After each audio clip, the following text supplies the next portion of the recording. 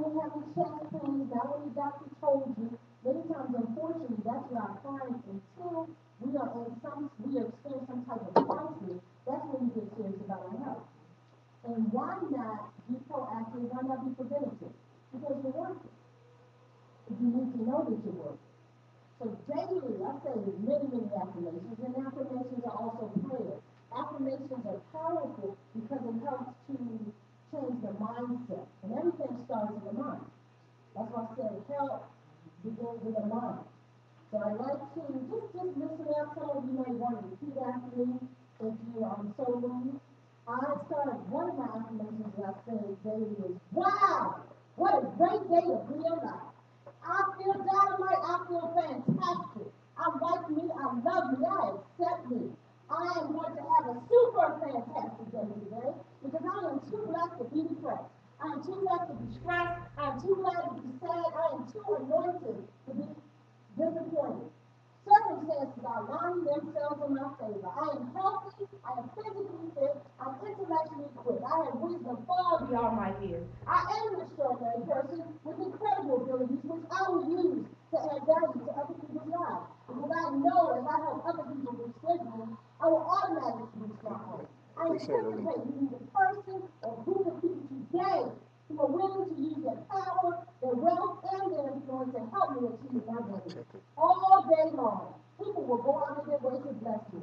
I embrace abundance because abundance embraces me. I like me money. I like the money because money is attracted to me. It comes to me from many sources. I use my money wisely and I help those in need. I am experiencing great victories, supernatural turnaround, and miraculous breakthroughs in the midst of overcoming obstacles. I do not, I'm sorry, I do not procrastinate because procrastination is assassination of my destination. Thus, I will act now. I am a doer. I get results with last. I now release the champion. I now release the champion that is inside of me. Watch out, world. Here I come. How do you think you feel saying something like that to yourself positive every day? How do you feel? Yeah. And I'm probably going to remember a little bit because, saying in front of a group. But typically, I'm saying this, I'm walking around and I'm saying affirmations to myself daily. Daily. You know why? Because power, life and death is in the tongue. Life and death is in the tongue. And you have to speak what you want into existence. And I truly know that to be true. My circumstances don't define me. Because many times what I find is I'll say it like this, do not allow your eyesight to block your vision. Don't allow your eyesight, which you're currently dealing with, what you're currently going through, to block your vision. Because you're going to have challenges. I wish I could stand here today in this moment and tell you, you're not going to have another challenge. Remember, that is not the truth. Really, what is true is your mindset and how you choose to handle any difficulty, any challenge that you may have. So everything, we really say mindset over and over. And it's so powerful. That's why I say that affirmation, I say my shorter one, create your own, whatever resonates in your spirit, whatever it is that you, in the areas of your life that you want to work on. Health, wellness, finances, relationships, in all areas. You have to speak it into existence. And one powerful affirmation is I am. And you always need to be mindful and create your own. It doesn't have to be long. That's just a longer one that I took time to, because it really resonated with me and hit a lot of areas. Finances, personal, belief set, and everything starts with belief set. And I'm actually looking back thinking about Antonio Chief when I was blessed to be in this room when he's speaking a few times. And many times we're talking about mindset and belief, restart, and program. And that's what you have to do. And what I'm also encouraging you to do is be your own best cheerleader. Don't wait for anybody else to affirm you or to cheer for you. That's great if you have that support. And if you don't, then what? Who is standing in your corner? You have to believe in self first. And don't expect anyone to believe in your vision when you dream. First shortfall, and I realized that years ago, I said, you know what, because it's the vision that God put in my spirit. How can I expect someone else to see? And many times, unfortunately, we have what we call brain pill, you know, and we have to deal with that. And it's also essential as kind of detoxification, because that is one of the services that I offer. Many times when I'm speaking to clients, I tell them that many times it's not just the toxicity in your body. Many times people have toxic people. How many of you would agree that you have some toxic people? Well, I have some toxic people at some point in your life.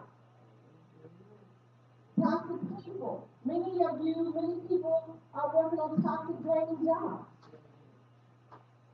And how many of you realize that that affects your spirit?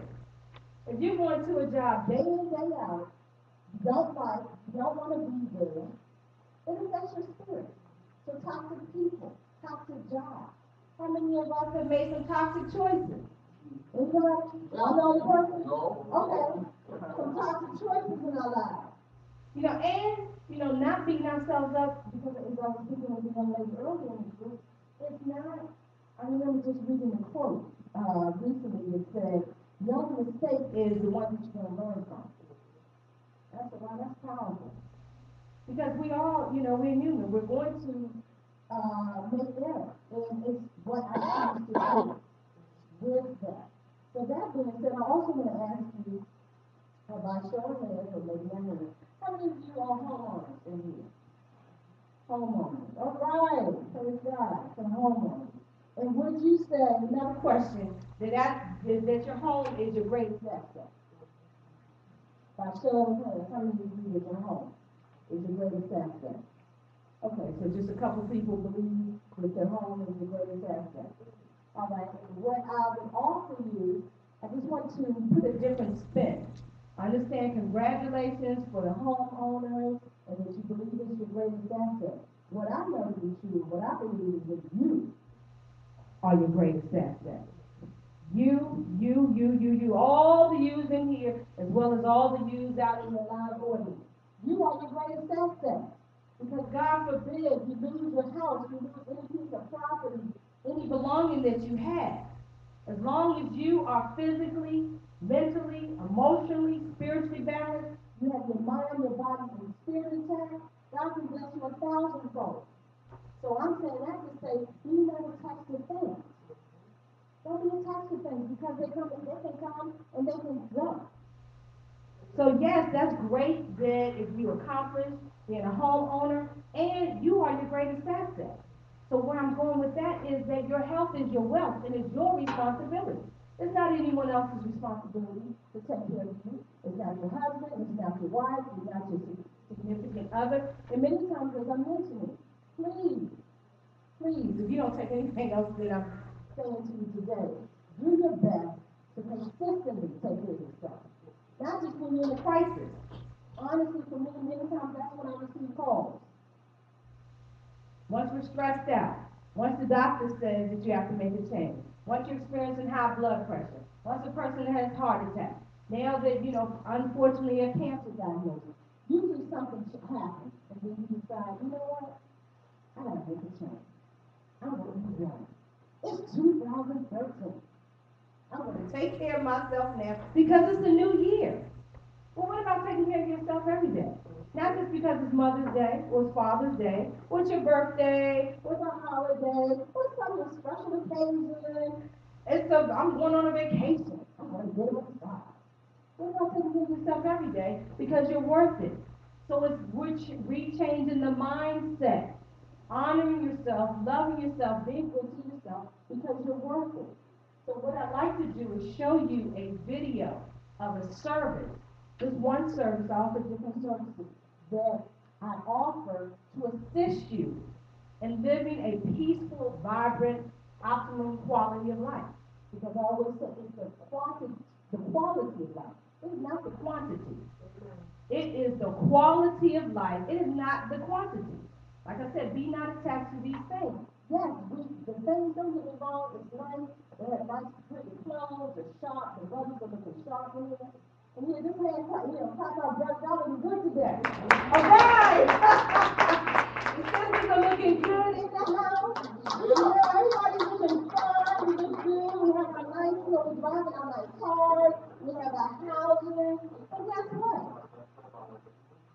learned is also people show you what they want you to see. Did you agree with that? People show you what they want you to see. So many times on the outside, we're looking fine, we're looking wonderful. And it's the inside. I've been doing this work for years. Many people are stressed, they're depressed, and they're hiding, and they're suffering inside. So my focus is really for healing the inside, the mind, body, and spirit, so that when you show up and you're looking fine on the outside, it's authentic, it's real. The vibrancy, and one thing about it, when you're feeling good on the inside, it's going to vibrate anyway. People will be attracted to you, and they don't even really know why. Have you all ever had people that come up to you sometimes? Like, I get that many times as well. And I tell them, I don't really know what it is. It's something different about you.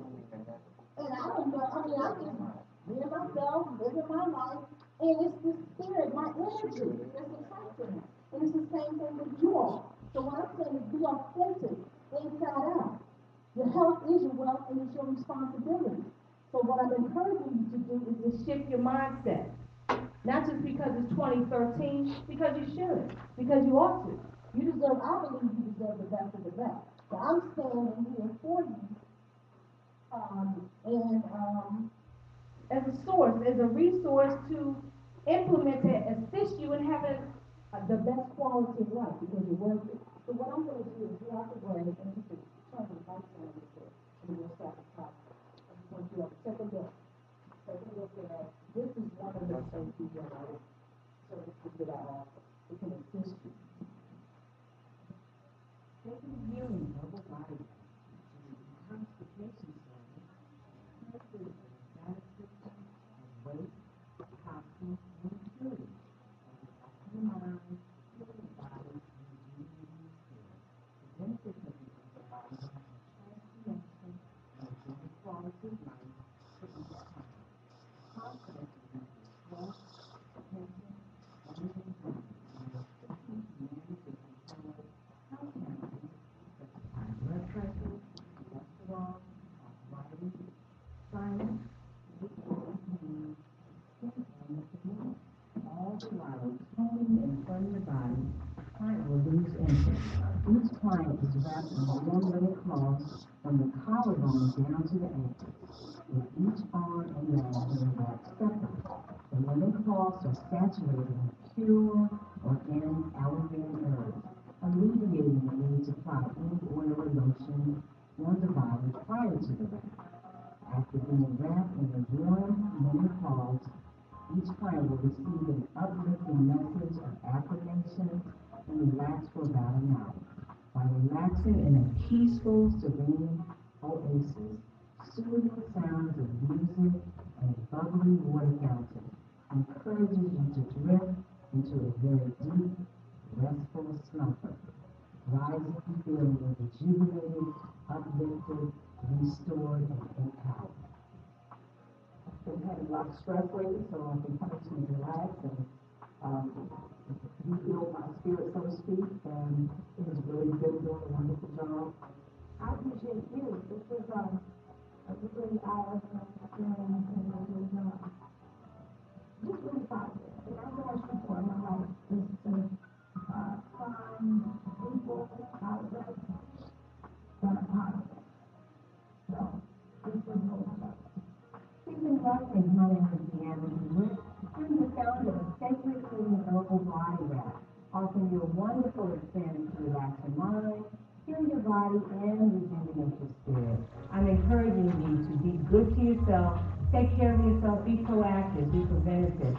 Don't allow life circumstances, stress, tension, and anxiety to overwhelm you before you actively engage in your health. Understanding that your health is your wealth and it's your responsibility to love yourself, keep yourself uplifted mentally, physically, spiritually, and emotionally. So please join me in my Sacred Healing Oasis, offering you a wonderful experience to relax your mind, heal your body, rejuvenate your spirit. For those of you who are interested in making today the first day of new beginnings for the best quality of life that you can receive, I can be reached on area code 240-882-3578 240-882-3578. Thank you so much. Look forward to serving.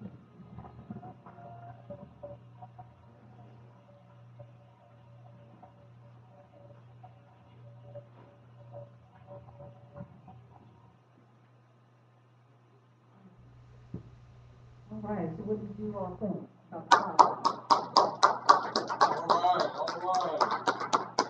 What's your thoughts on me? What do you think, honestly? About how does it appeal to you? What appeals to you? Well, I needed to relieve my stress, so you could be seeing me. Okay. I would Anybody definitely else see feeling you. distressed in here? Or have you ever experienced any stress?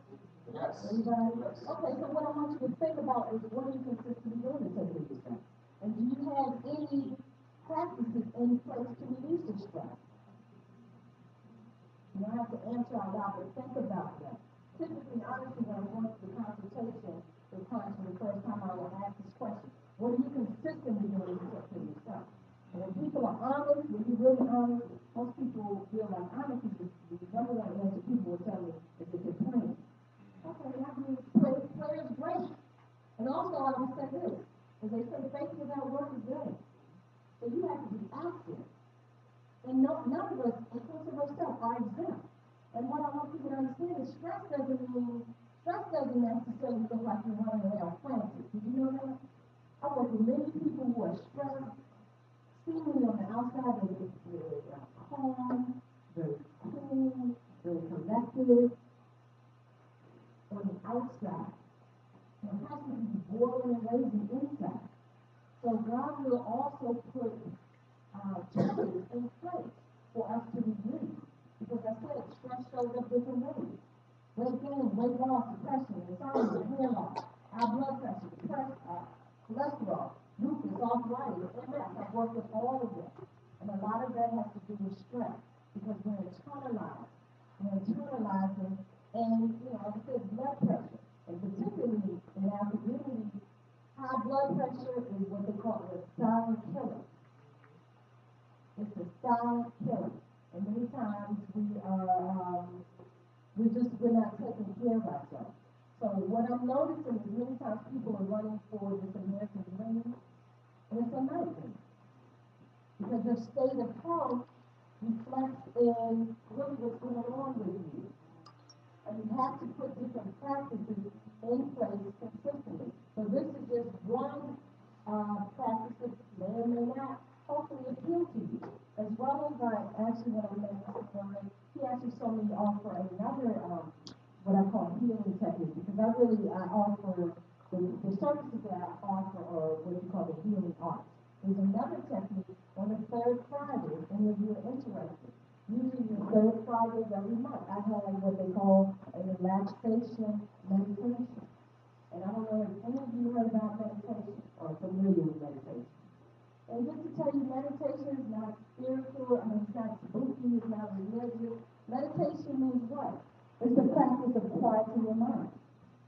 Going back to the mind. Everything I've been saying, the mindset earlier. Because everything starts in the mind. So imagine and know how powerful that is. That is a powerful skill. I agree with a mentor, teacher friend of mine. That is a powerful skill set. If you learn how to quiet your mind, you know you can have peace in the middle of madness. Because that's what the peace is. The peace is within. The peace is within yourself. So you can literally, physically be sitting in a storm, and you still have peace. Because it's your mindset. It's learning how to control the mindset. Surrendering, letting go, and letting God. So that's why it's been on my spirit. And actually, it's been interesting. I've noticed over the last couple of months, more and more people coming. And actually, I'm already saying that story was a brother. A couple of brothers that put it out. Yeah, you need to do this one. Because people, it was just a way to take some quiet time. Not 2 hours and being still. Techniques and what people do, these are all the therapies. Many natural processes, natural things that assist us when you're taking place. And then you gravitate to those experiences that you feel the best suit you, that allow you to maximize yourself. The same with the body there, there may be a process that appeals to you and it may not. The meditation may be a process that appeals to you. There's nothing new under the sun, such as reflexology. How many of you heard about massage therapy? When you have massage? Wow, that's great. Because the percentage, a lot of times when I'm speaking to people, I say that we haven't had massages. Or what I find, a lot of times people will tell me, well, I had a massage on Monday, something like that, when I went on vacation, when I went on a cruise, when I went somewhere. So that's why, what is the mindset? We have to reprogram our mindset that makes us feel that services such as this, massage therapy, or like I said, acupuncture, acupressure, many of the services, the modalities I mentioned to you are holistic in nature. And with the rest, it's holistic, it's all natural, with no salt or chemicals. So many times, like I say, it's excellent. I work with people with high stress, tension, and anxiety. It's many times maybe some of you in the room. It's excellent. I work with people, like I said, any of the range of health issues. High blood pressure, cholesterol, on, as well as the toning and tightening the body. And that is also excellent for the skin. Particularly now it's cold and the dry heat is excellent for eczema, psoriasis, dry skin. And also, many times the skin issues are a result of stress as well. Did you realize that? Because stress shows up different ways. Stress can break your skin out. I'm working with more adults who now have quote adult acne. And it's a result of stress. So what I'm urging you all to do is to take charge today. Take charge today, now, and not just because it's January 2014, because you're working. Please, if you don't receive anything else from this message, be good to yourself. Just like you heard Mr. Young say, that's why God put me on this thing. After using both plans to colon cancer, I made a choice. Same thing, going back to the mindset. I could choose to be depressed the rest of my life, or I could choose to be proactively preventative.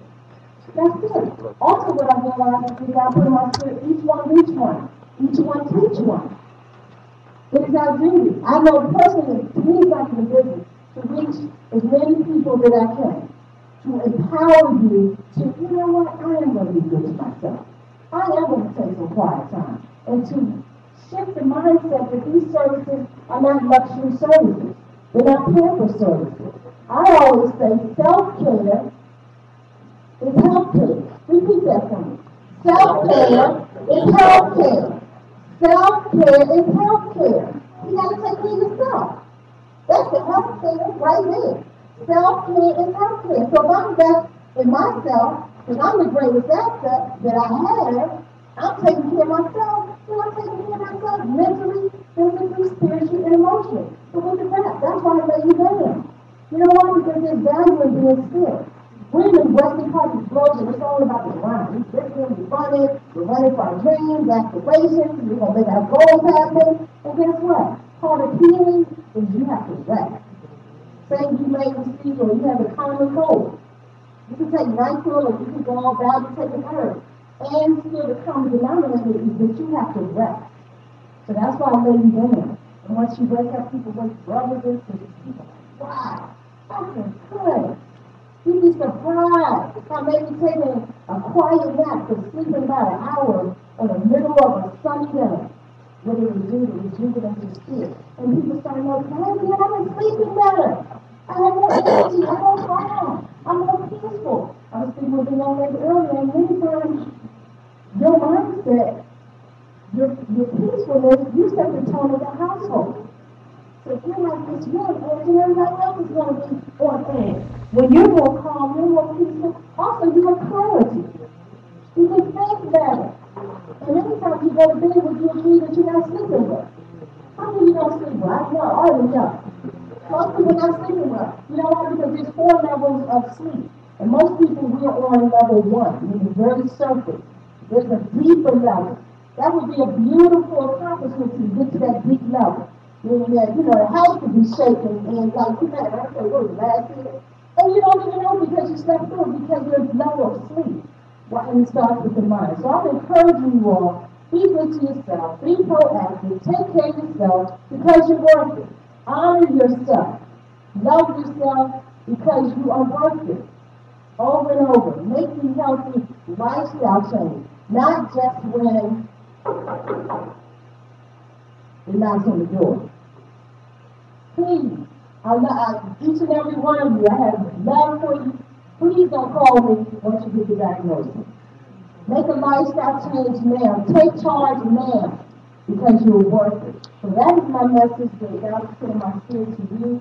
Definitely, I would love to partner and work with any of you who are serious about making healthy lifestyle changes, making your health your wealth, investing in yourself, because now you know not your house, but this house is the greatest asset. Not the house that you live in, but this house.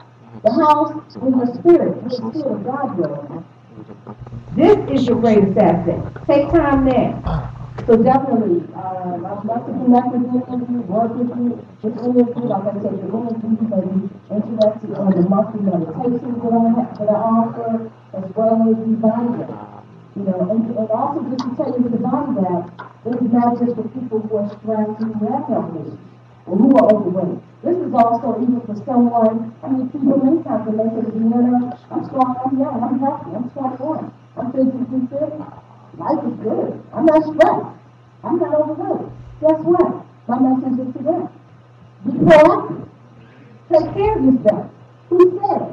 Mindset, going back to mindset. Who said that you have to be sick or challenged or depressed or stressed before you take care of yourself? So be good to yourself, honor yourself, partner with me, and we can work together. Thank you very much.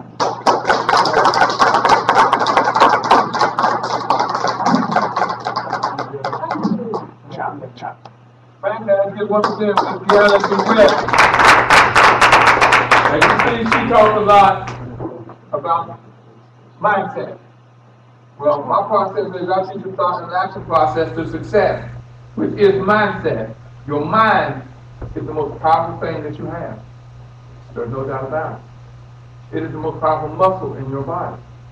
Your mindset controls your life set. So I want to thank Deanna for what she did with and how she went about. And done her presentation. Fantastic, Deanna. And you know, we will be together again doing this. Our next speaker. I want to introduce you to this gentleman. I'd like to introduce you to our speaker. His name is Antonio G. Antonio is an author, speaker, and peak performance coach. His mission is to foster an atmosphere where breakthrough and change can occur in your life. Antonio has shared his message with various media outlets and organizations such as the Service Employment International Union, the IRS. The IRS. They look at I hope we can get with speak.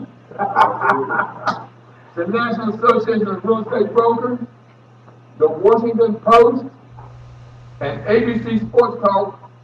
My good friend Glenn Harris. He's been on the show with Glenn. Please join me in giving a warm welcome to Mr. Antonio G.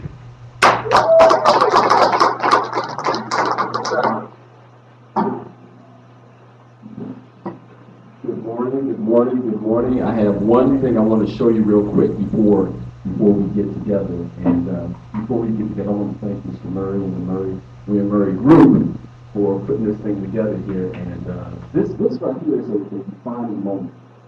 This is a moment where someone today, whether you be here or out there looking in, I want to thank you all too for tuning in the comfort of your home or whatever location you're in right now. Today, I believe, is a defining moment. And isn't that just like life that just throws us different moments, meaningful, magnificent, memorable moments? I mean, moments like when you were born and the moment you found out why. Isn't that a great moment? What about the moment you took, the moment you realized that I can actually do whatever I want to do. I can actually reach the sky if I wanted to. The moment you took your first step. The moment you will take your last. The moment you realize that there's nothing you can do about your past. Moments that lift you up. Moments that bring you down. moments that shape your world and turn your life around. But ladies and gentlemen, it's what we do in those moments that determines who you will become, the character that you will foster. Don't you agree? Yeah. This is also the moment that you realize it's not done, but you have just begun. So this is your moment. What will you do? I suggest embrace it and begin anew. So today I'm going to talk about some moments, and I have this push that I'm looking for in 2013. And in a moment here, I'm going to introduce the push, and then I'm going to go through my brief presentation. We don't have a lot of time, and I want to keep being decency and order, and I'm going to get through that, but I hope that today is impactful. That's all I want to do in 2013 is be impactful. Is that okay? Anybody else on board with that? Yeah. Your life can be impactful? I like that. I like it back there. So for those of you who are here and those of you who are listening, and this may work. Okay, all I'm going to do is switch it around. But for those of you who are watching out there, I mean, this really, let's this year be as impactful and influential as we can this year. Let us lift somebody up this year. Let's take one person and say, you know what? I'm going to speak into your life. I don't know everything, but what I do know, I'm going to share. Share, serve, and support. Y'all ready for that? Share, serve, and support. That's all you got to do. If I would say anything else today, just walk away with that. Share, serve, and support. If you can do that, you're going to impact some people. So today I'm going to talk about three things and a project that I'm working on, and it's called the Great Reset. The Great Reset. So all that really means is that no matter where you are, whether it's 8 to 88, if you decide and if you are willing, that's the key. If you are willing. I can't take you anywhere if you're trying to go, right? You know, like if you're in sales, you're trying to push somebody into something. If they ain't ready to go, they ain't going. Amen. Amen? All right? So if you ain't ready to go, I can't take you there. But if you're willing, at any point, you can look into the mirror, and when you do, and when you see and say to yourself, this was not the life that I was expecting to have, you can rechange it and you can reset. Are you on board for a reset today? Yeah. Today it can happen. So what we're going to do is take a moment. I'm just going to hit play on this, and I want to just introduce something. We're going right into the presentation. Give me 1 second.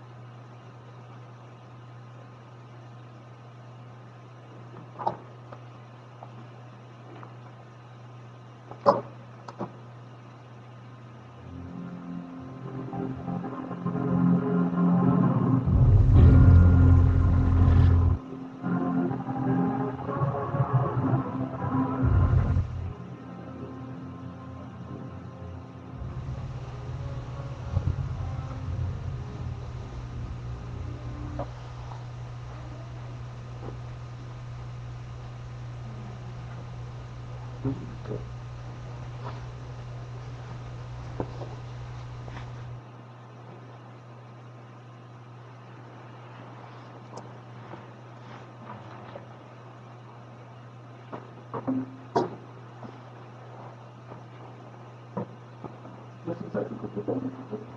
That's all right. When you're not, you be ready for anything happen in your life.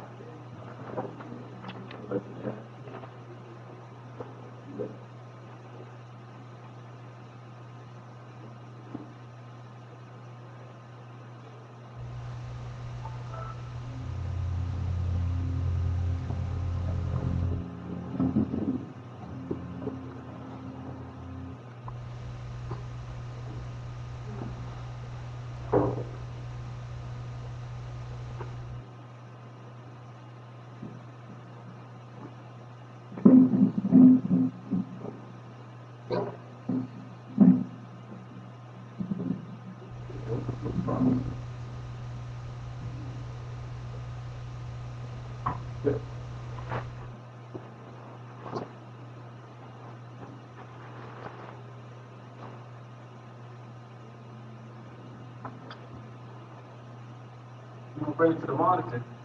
It's the laptop here. It's a little bit easy. Can you guys see it from right there? Can you switch when you go on?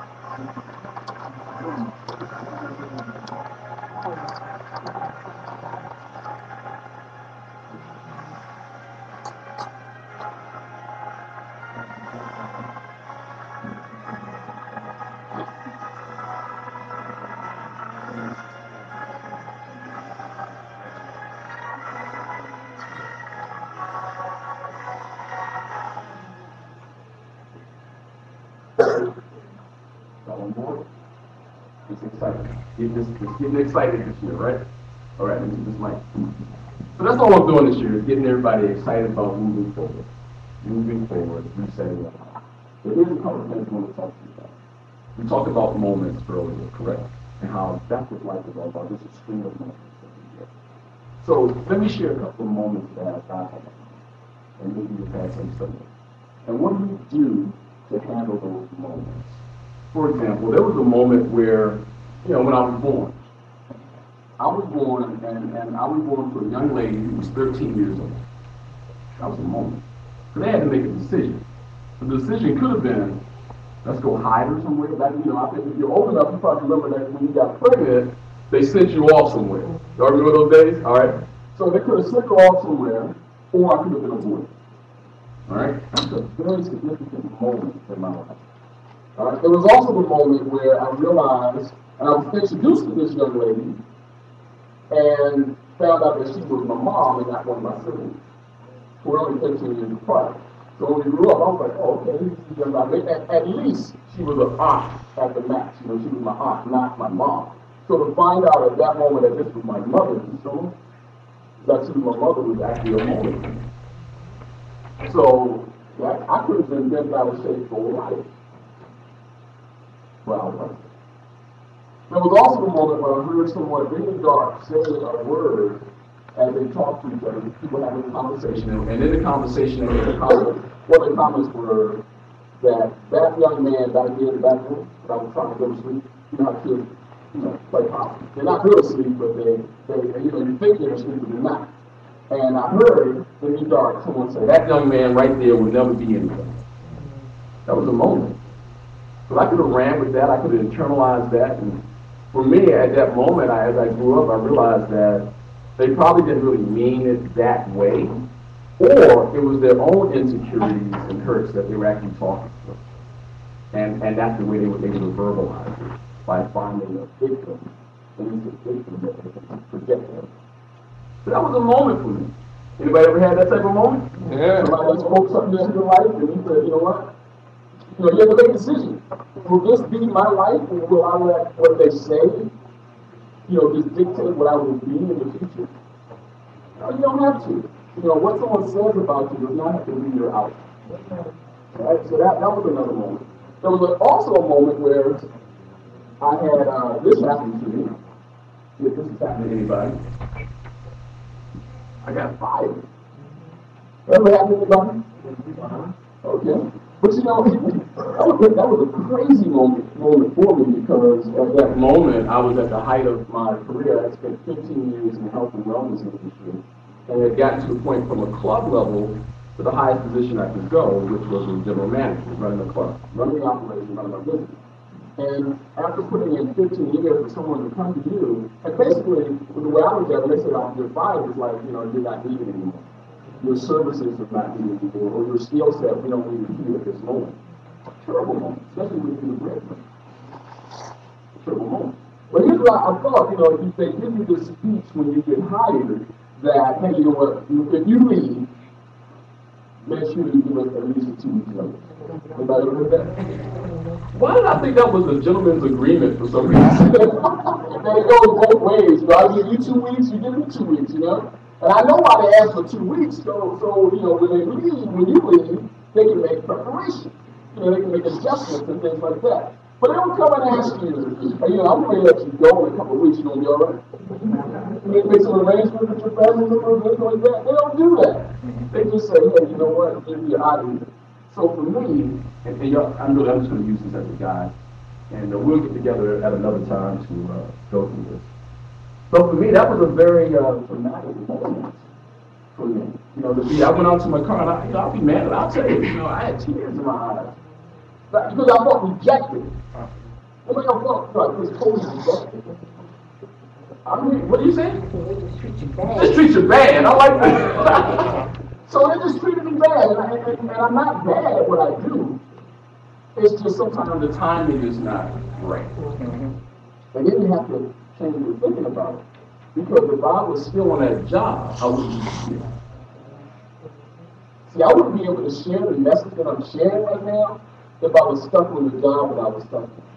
You know what's like even funnier? You know what? I didn't even like the job.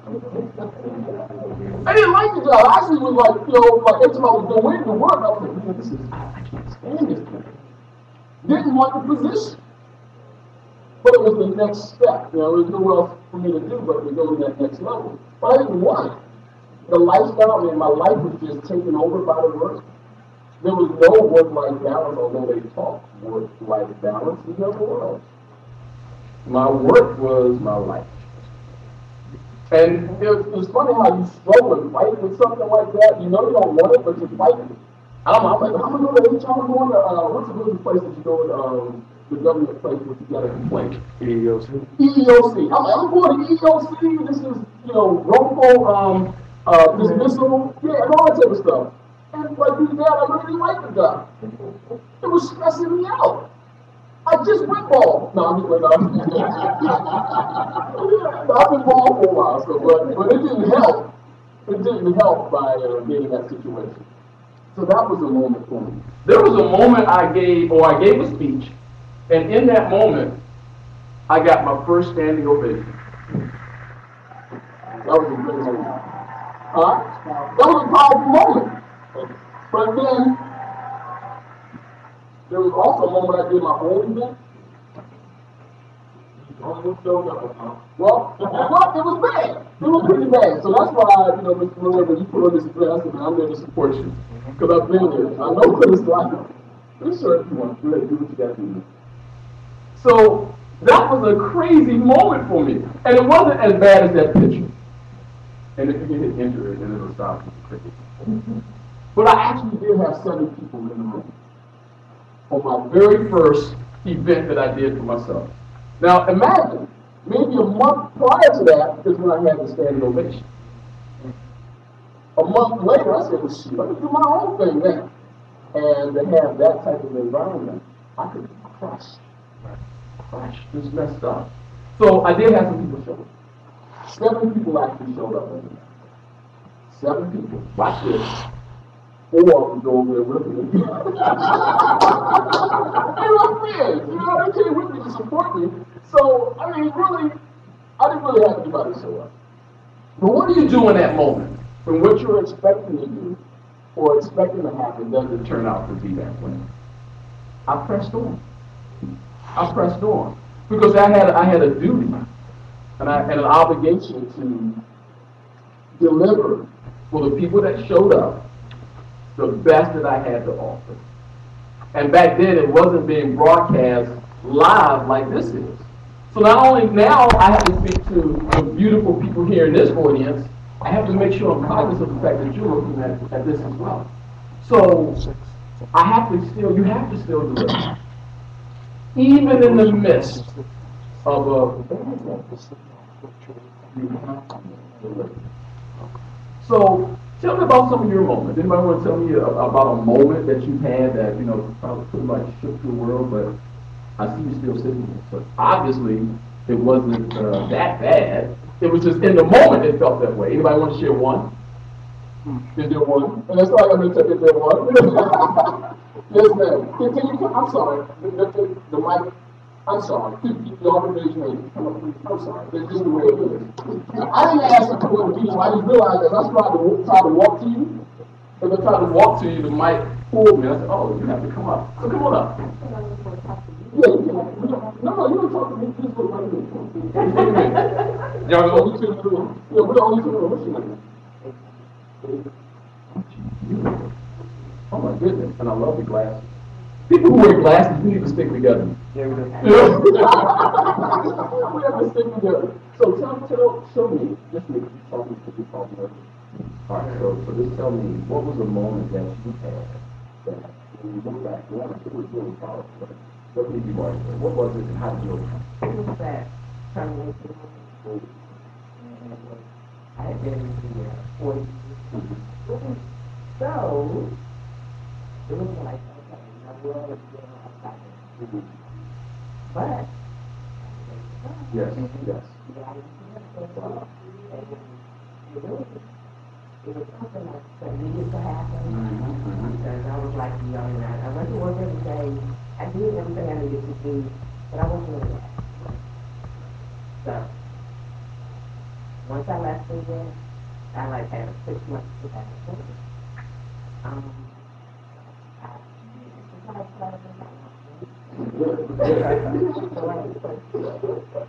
then, when I was to get my second pay, I got a call from the job that I was doing. The same thing that I was doing, but a different environment. So after those ones, I won't say stress free, but there's a whole lot less stress. Absolutely. Congratulations. Let's give it a round of applause.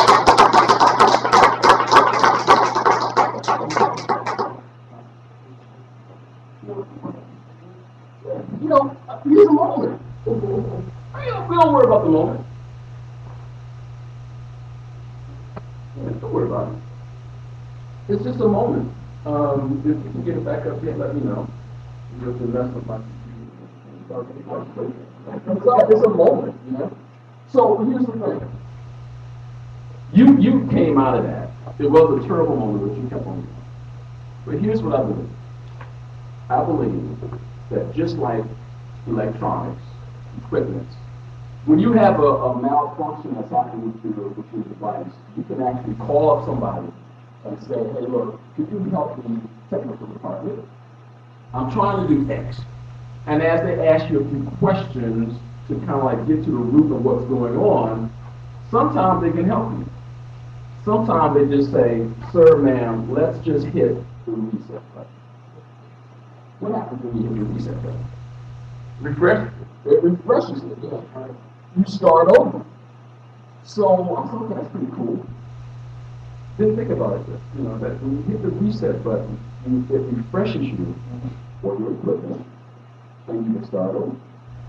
So then I was working with this company, and I saw some of their practices, and one of the things they would do is they would look at the first half of their day, sales, retail sales.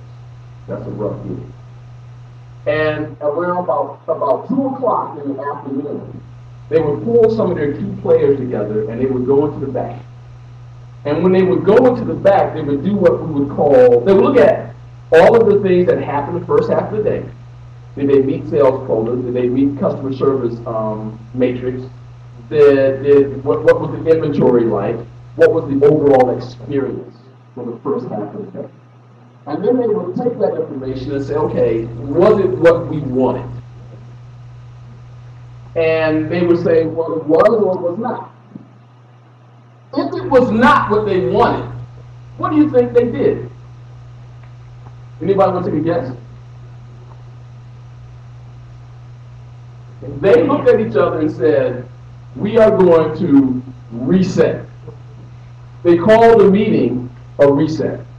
I said, you got to be kidding me.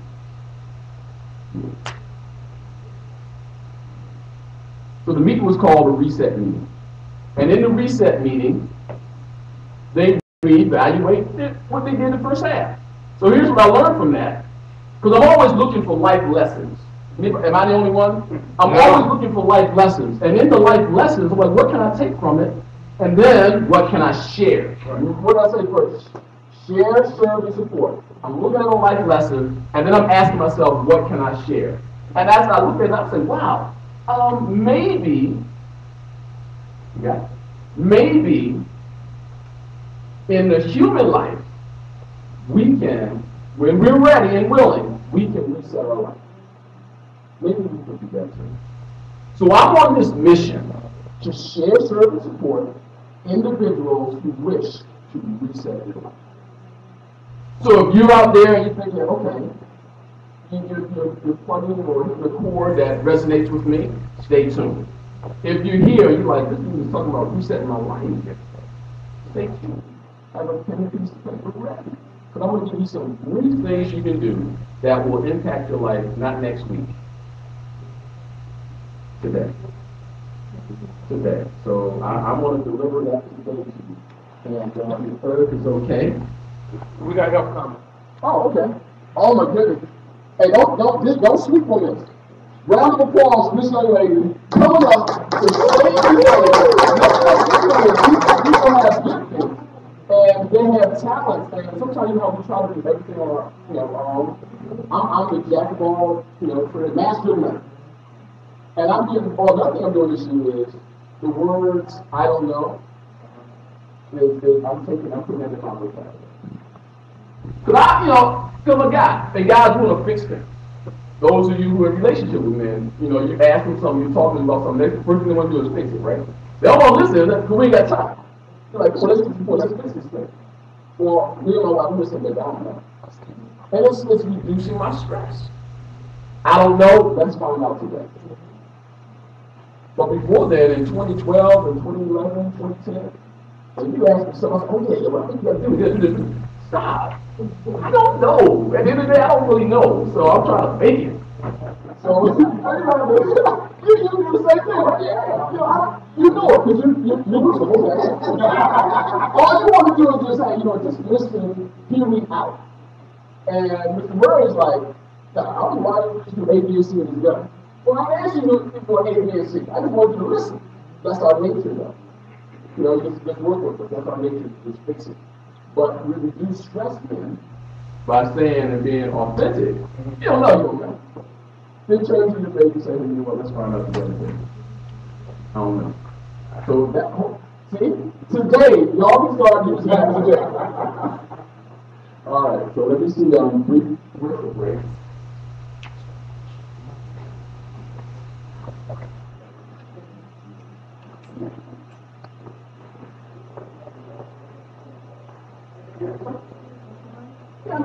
It's better than what I had before, which was not good. Can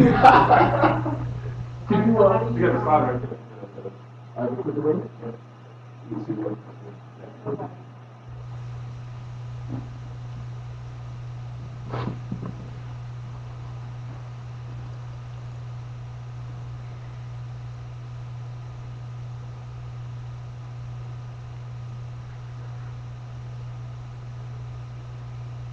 Okay. Here's another thing here's another moment. Some of y'all are here in financial services and stuff? Real estate? Yeah. Okay. Yeah. Sales? Isn't this a nice looking company? 65 years old or more. to age group. Here was another moment for me. There's this study that the Social Security agency put out of 100 people at age 65 and what happens when they turn 65.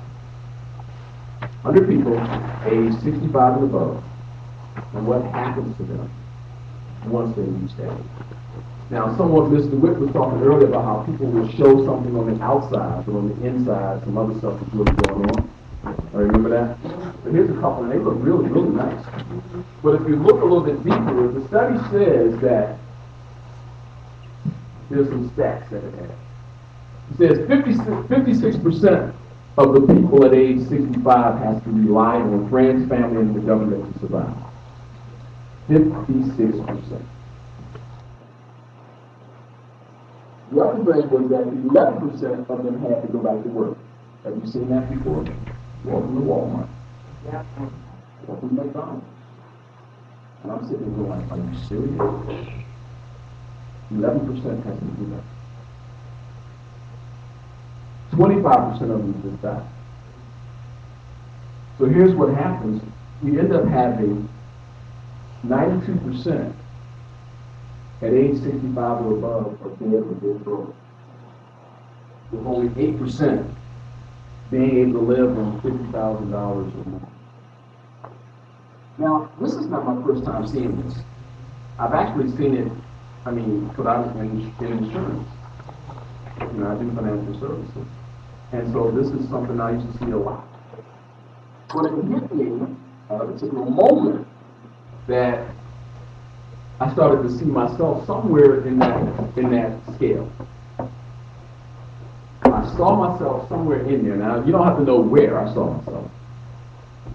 But it was a moment for me, and I said, I'm telling everybody else about this. I need to look at this myself. What will be my lifestyle at age 65?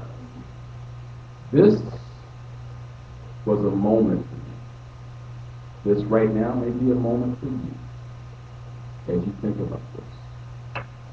When you get older, you will get older. You will get older and wiser.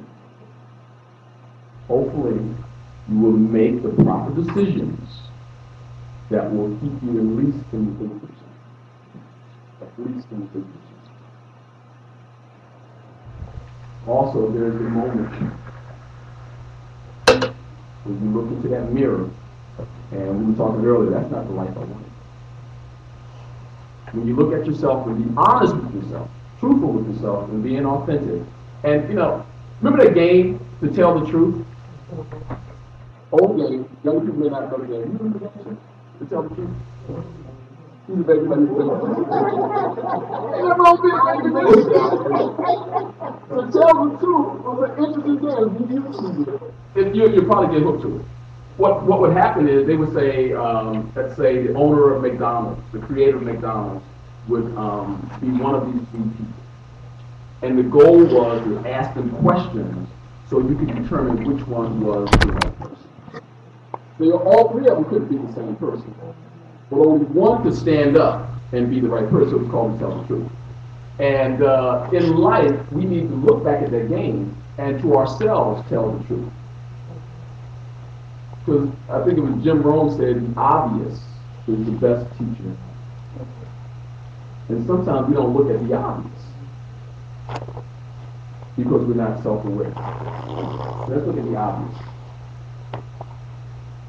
All right. Most of us won't look at the obvious until we have the C moment. Anybody know what that means? I don't just mean visually see. It's an acronym.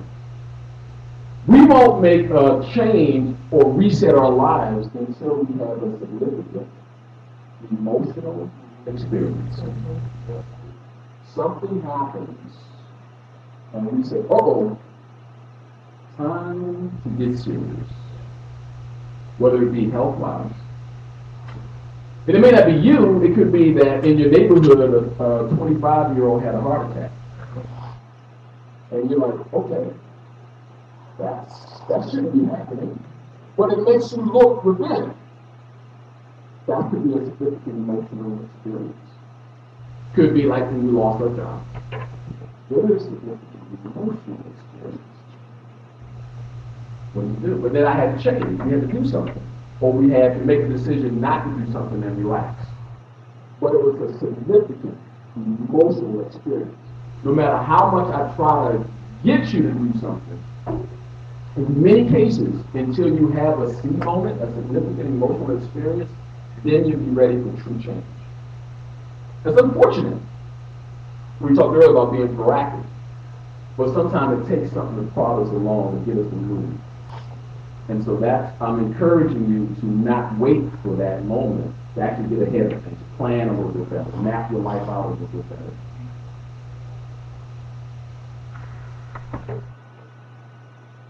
So that's why we're going to do this great reset. Reclaiming the life you desire.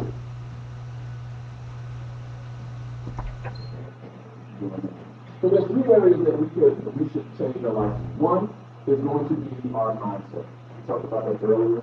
I just believe it's paramount that whatever you're going to do, if you don't first start with your mindset, it's an uphill climb. Right?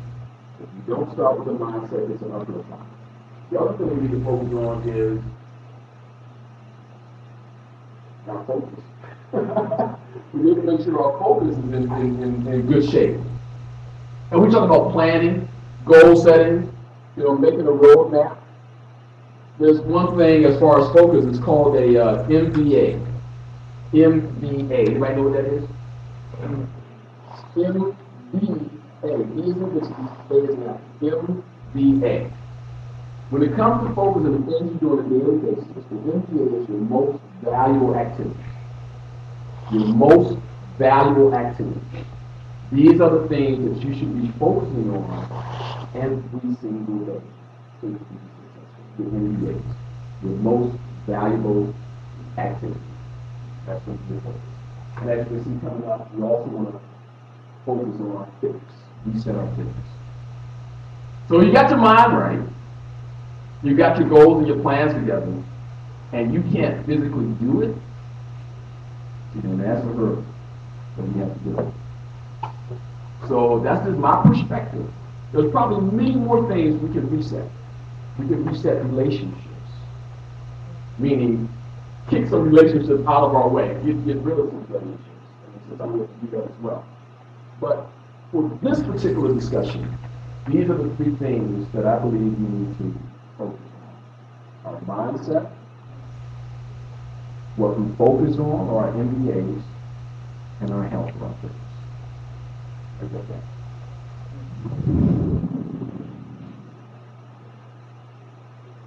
That's your mindset. That's what I'm talking about. The rest of the things I have is just my mindset. Okay? But I'm going to give you a skill set for the mindset. I just made that up. I like that. I'm going to give you a skill set for your mindset. Did you write that down? Like, skill set? All right. Okay, it's loud. Okay. Put that out on Twitter, whatever, Facebook. Skill sets for your mindset. All right, good. So the first skill set, let me back up. There's a thing by Dr. Miles Monroe. And the reason why I think mindset is so good, and he states here that you cannot go beyond your thoughts and convictions. You cannot go beyond your thoughts or convictions. Meaning, if you don't see it, you can't achieve it. That's good as well. You got to see it first in your mind. A lot of times, I like to get to a place before, like when I'm speaking, I like to get there before it's time for me to speak. Sometimes a day before, so I can see the venue. You know why I want to see the venue? Anybody can take a guess at why I want to see where I'm going to be speaking? That's a good question, a good answer. So I can be comfortable. What else? And I'm going to tell you in a second if you can't get it. Oh my goodness. Could you say that a little louder? I'm sorry, the mic can't completely come up with it. No, I can't hear you. Come on up. Let's give him a round of applause. Come on. So I asked the question, why is it that I like to get to an event prior to my time to speak? And this young lady, what's your name? Janet. Janet said, Because you visualize yourself doing it after. Thank you. Janet, what's your last name? Jackson, it's called the Jackson if you work.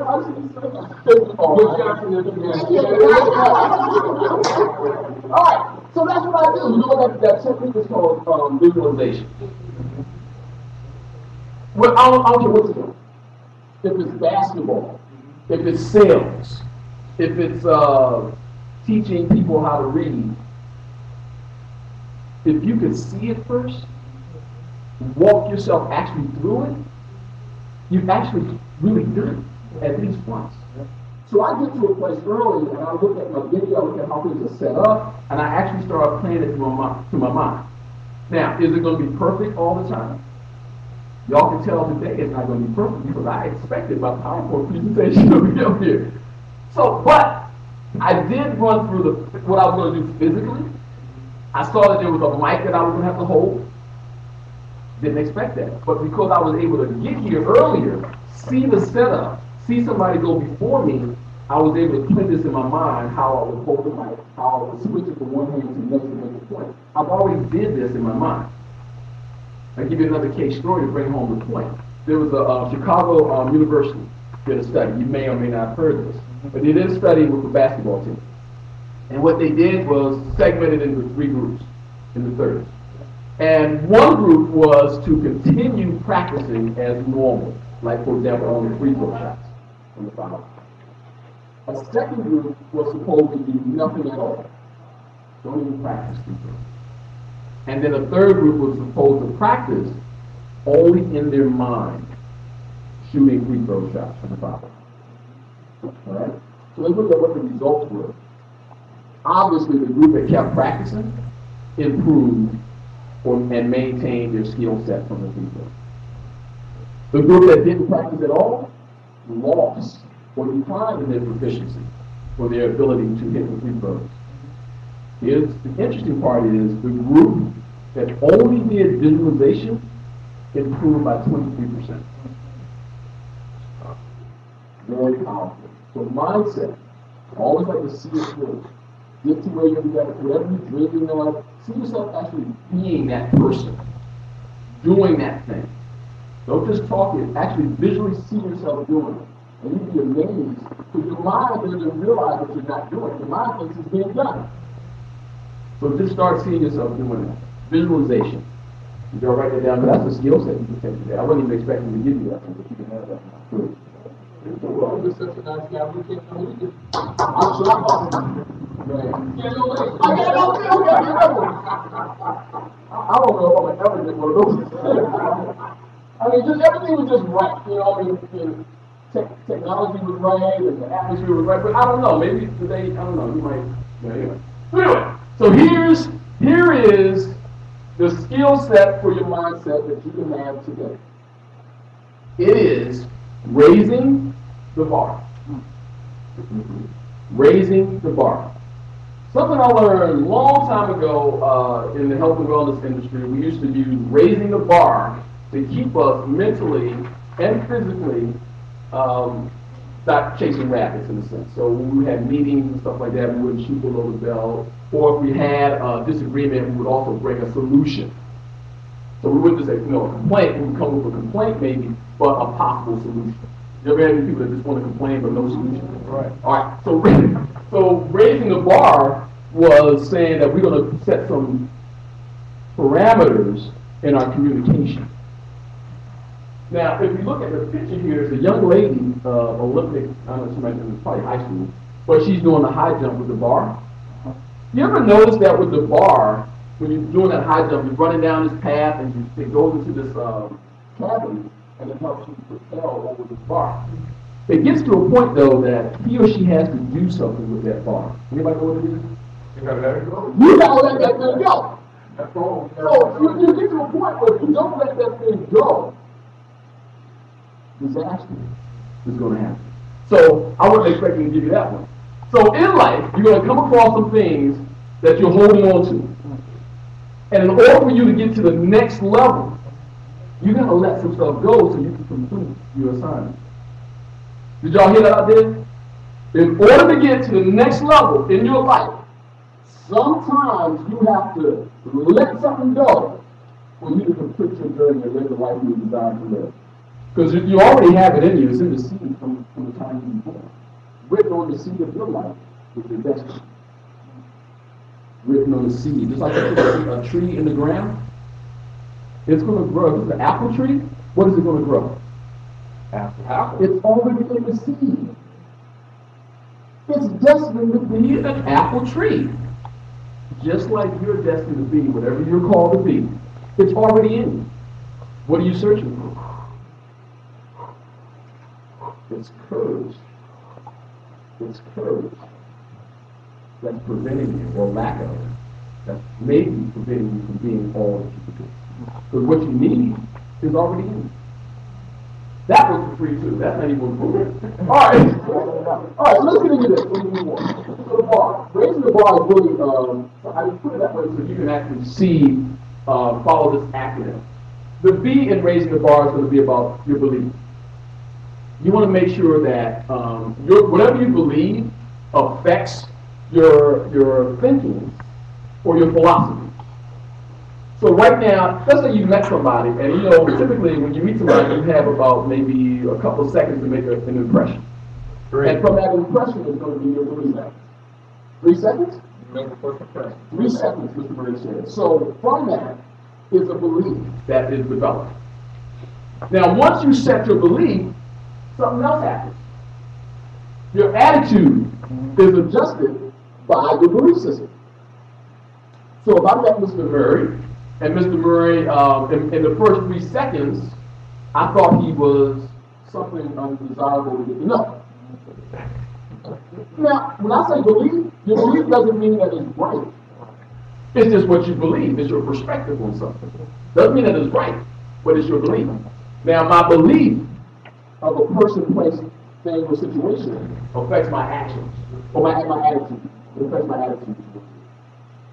Y'all follow that? So if I believe a certain thing about a certain person, place, or thing, right or wrong, doesn't mean it's right, doesn't mean it's wrong, but it does affect my attitude. So if I have a particular attitude about a certain person, place, or thing, what do you think is going to affect next? Y'all are so smart, it's right there on the board. All right. It's going to affect my actions, what I do towards that person, place, or thing, or situation. So I'll give you a case in point. In sales, if you start your day believing that you're going to close a big deal, the chance of you closing that big deal has drastically increased. Versus you saying, life just coming at me pretty hard, it's tough out there, I'm just not going to. Matter of fact, when you knock on the door, you've already telling people you ain't there to make them stay up like, hey, how you doing? You probably won't want this anyway. So, but I'm just here because they say you got to make so many calls, you got to see so many people, right? But if you set your day at the very beginning, if your beliefs and your attitude are like that, your actions are going to be congruent with that. Raising the bar so far, right? So if your belief is one thing that affects your attitude, and your attitude affects your action, I've already up there! So that in turn is going to give you a particular result. Now, may not be the result you want, but it is a result nevertheless. All started with what? The belief system. So we have to start there.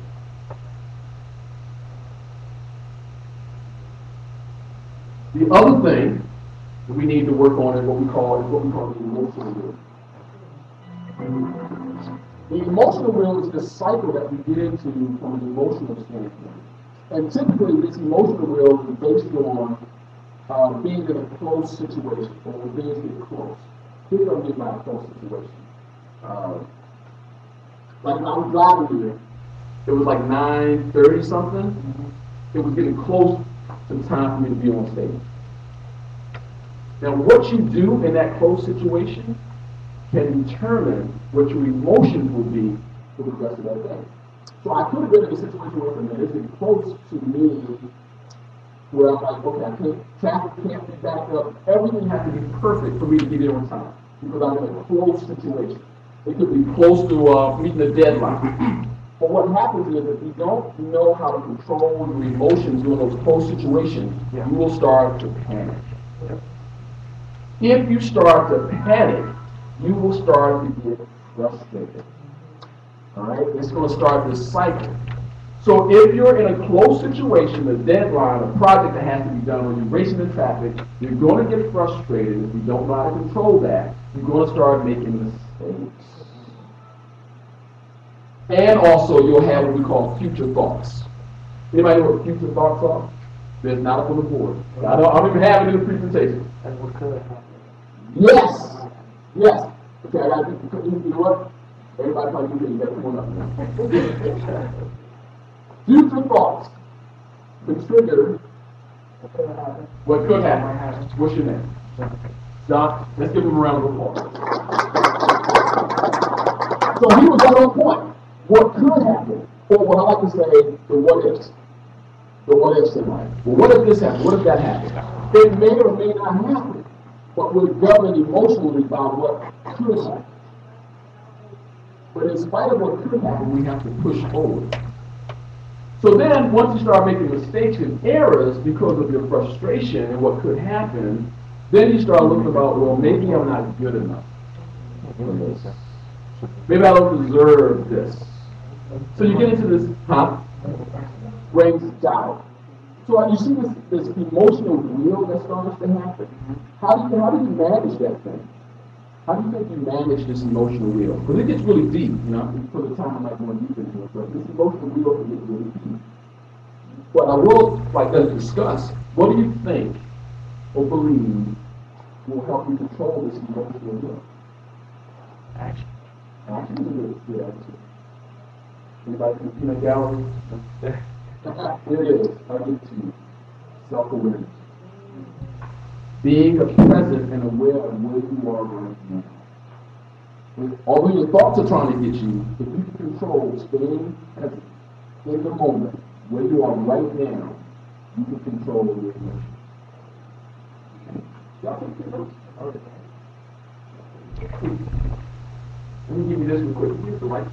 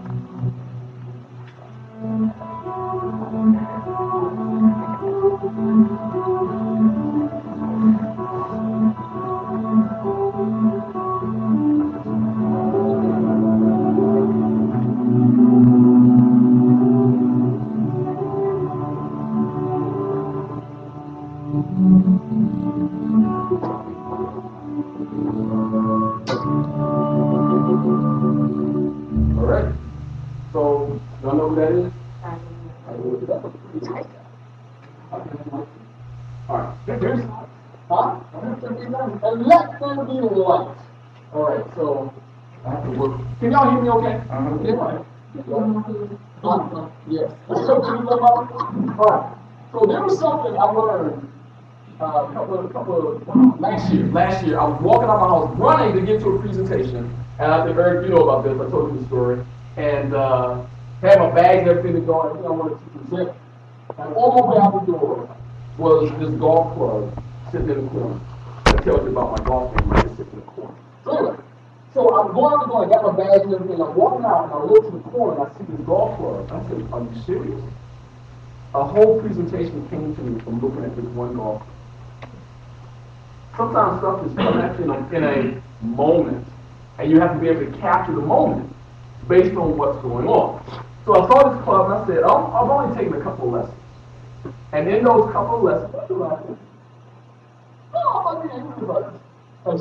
anyway, in those couple of moments, in those couple of golf lessons, I've learned some stuff about life, and about mindset and focus, and of course, wellness and gratitude. Although it doesn't look like a physical game, you start practicing for the first time and see how your back feels and muscles that we have to use. So anyway, let me go right to this. My instructor told me one of the first things you need to learn when it comes to the game of golf is working on your grip. Okay, I need to work on my grip. So, of course, you know how I'm always looking at stuff and see how it relates to life. Right? I said that earlier about the reset stuff. So I said, my grip. I said, isn't that true to life that before you can move forward, you got to get a grip on the current situations that you're in? Yeah, just like life. So golf, when you're dealing with golf, I'm learning some life lessons. So I remember with the IRS, I did have to go see the IRS or something at one time. This is before they let me speak. And I thought that they were going to come at me. I went in there and they were just so nice. I said, oh, Mr. Chief, I got to do this and this. But my perception was that it's going to be something else. But until I got a grip on my current situation and faced it, that's when my stress was reduced. So I had to get a grip. So then he said, well, Mr. Chief, what you got to do when you walk up to the ball, we call that something. I said, what is it called? Anybody know what it's called? When you walk up to the ball and you're placing yourself, getting ready, what do you call that? Okay, you don't know? All right, so that's what I'm going to teach. They call it addressing the ball. I said, okay, I backed up again. Addressing the ball. So I said, are you telling me that in life, in order for me to play this game, the game of life, I have to get a grip on things, and I have to address what I see in front of me right now. Okay.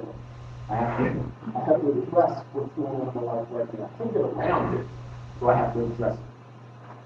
So I got my grip, I'm addressing the ball, and I'm actually starting to line everything up. Okay? So me looking at the ball, he said, don't take your eye off the ball as you go through your swing. What do you think you call it? Focus.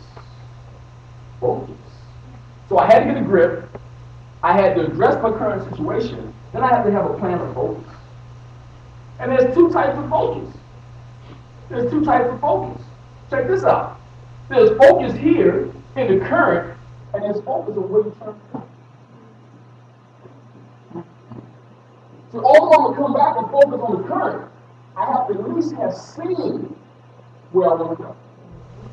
So when I hit the ball, I kind of like can feel that it's going in the right direction.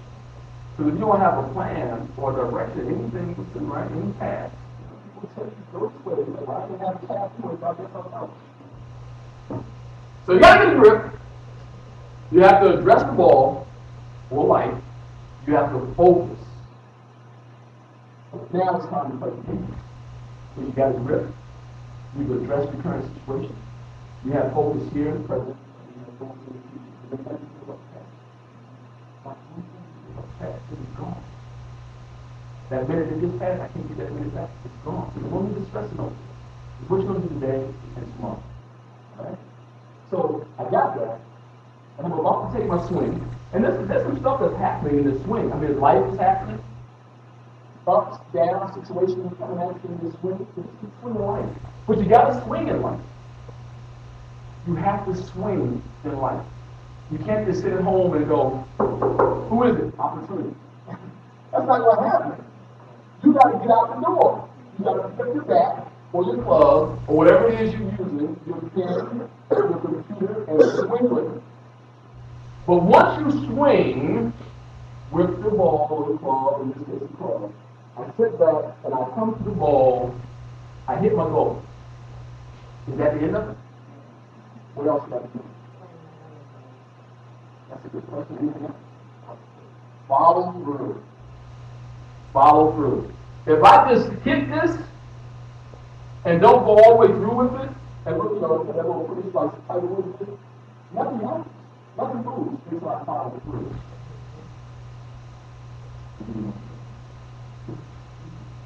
So, ladies, gentlemen, audience out there, couple things you do.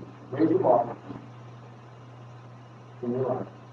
Look at the beliefs, your attitude, your action, and look at the results you get based on. And look at the thought. Look at how that works. Get a grip, address the current situations, focus on your goals, and follow through. So with that said, I want to do a couple things for you, and I'm getting off the stage. I have to be obedient. time. And I'm going to be off the stage. So I want you to know that I'm not leaving you. I had a lady talk to me. I did a presentation, last year sometime. And then I met the young lady 6 months after that. And she's like, well, I was just going over my notes. Like, you sent me my notes now? She said, I was just going over my notes. I said, you were? And she said, yes. She said, but there was something you said that I can't remember. I said, you can't remember. And so she was like, I couldn't remember what I said either. Because you know, I know how I did this stuff. I wasn't thinking about saying that, but it came out. And she said, yeah, I was trying to remember this stuff. So I said, okay, now I messed up. I was the one at fault. Because I didn't have anything prepared for her to give her after that she could run with and study. So I said, I'm not going to do that again. So I'm letting you know now that I want to actually coach. I want to coach you. And I want to coach you in areas like building self-esteem, visualization skills, goal setting, focus, road mapping. What's your roadmap for your life? What about leadership skills? Sales, self-awareness, reducing anxiety. Also having some accountability. If you're interested in just talking, I want to give you a free session. 20 minutes or so. We'll just talk where you are, what you're trying to do, and we'll go from there. But if you want that, you need to get in contact with me. Again, if you will, not push. If you will, you get in contact with me. All right? So my email address, I'm going to show you twice. I'm going to tell you right now, and I'm going to show it again to you in a minute. But my email address is info at Antonio, ANTONIO, Cheeks.com. AntonioCheeks.com. Info at AntonioCheeks.com. Email me and say, hey, coach, give me a contact number, I can give you a contact information. Now I just want to talk.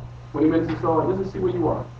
If that's not like something you want to continue on with coaching, here or out there, it's international. I mean, we got phones now, FaceTime, so you don't have to be here in this area. Just let me know. I can't do anything if you don't let me know. So that's the first thing. The other thing is, I want to also make available to you the presentation. Anybody like to see this again? Definitely want this. You can show it to your family members at a reunion. And what if I was on the presentation talking? So it wasn't just you saw the slide, but you actually hear me explaining what's going on in the slide. That's the case. That's the application. So that in the case also do something else. That's a 1,500. When I go out and speak, I'm doing it for Mr. Murray, but I've gotten it as much as 2,500 just to speak.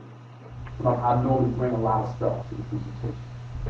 But I'm going to give you that plus the talk on resetting your business. My presentation on resetting your health and wealth. I want to get that to you as well. There's another bonus I want to give you, and that is a live presentation that I did. I will also give that to you as well.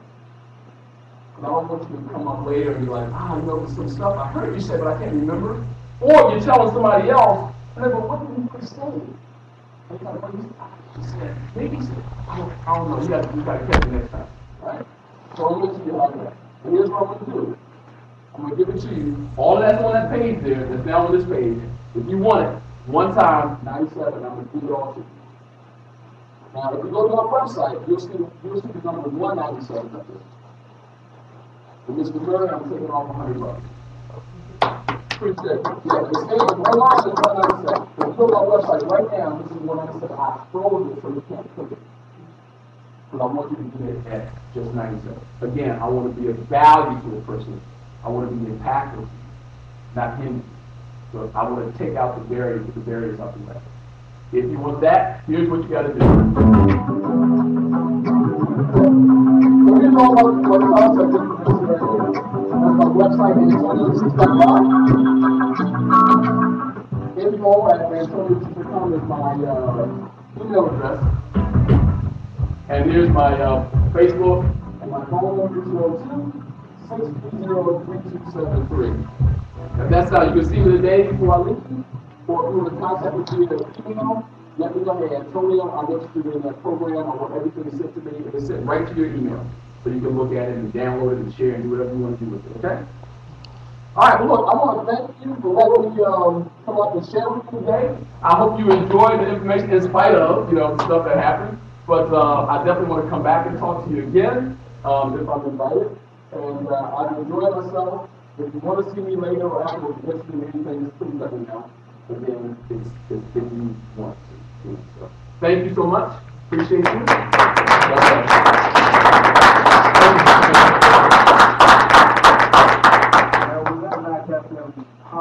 That was a lot of great information for that.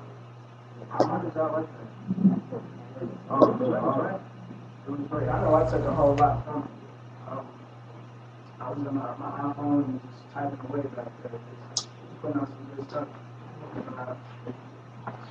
My name is John King, and I just got out of the Navy, and so what I'm doing now is entrepreneurship.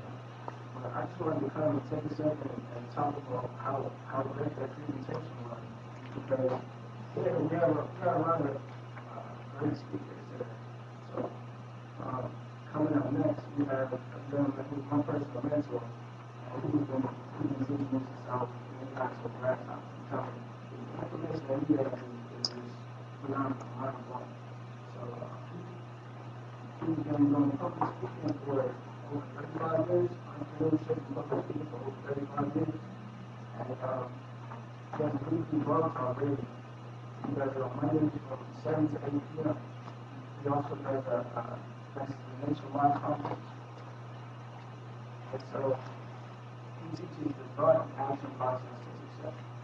So if you're going to have everything starts in the mind. I love what I was saying, everything starts in the mind. If you're going to do something, first it starts with the thought, right? An idea. And so he teaches the thought and action process to success. So without further ado, let's welcome Mr. William May.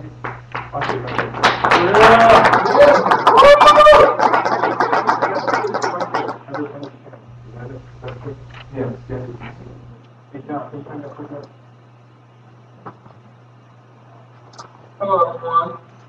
I want to thank all of you that are here, and we have a nice little crowd here. And I want to thank everyone that's out there on the stream. And as you know, you've listened to everything today, they talk about mindset. Mindset. Mindset. Like I said before, your mind is the strongest, most powerful tool in your body. Your mind is the strongest muscle that is in your body. Everything, regardless, goes through mindset. What I'm going to speak to you about for the next hour, I'm going to teach you the spiritual side of success, the thought process of success.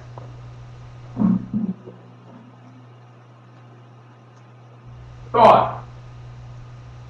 There is nothing in life that doesn't happen to you, that you do or someone does, etc., that does not go through thought.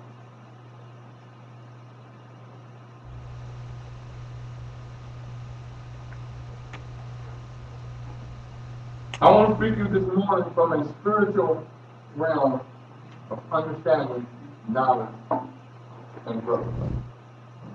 I know I woke up this morning for and with a purpose. That's why God gave me what He gave me. He woke me up this morning. And my morning prayer to God that I give to Him every morning are just 4 words. And 2 of the most powerful words He's ever said. That's just saying, oh, thank you. But my other 2 words I add on to that, I always tell Him, thank you. More, please. Just give me more. Regardless of what it is you give me, I'm thanking you for it. More, please. You don't have to pray long hours, minutes, and etc. Just be basic. Everything else comes along.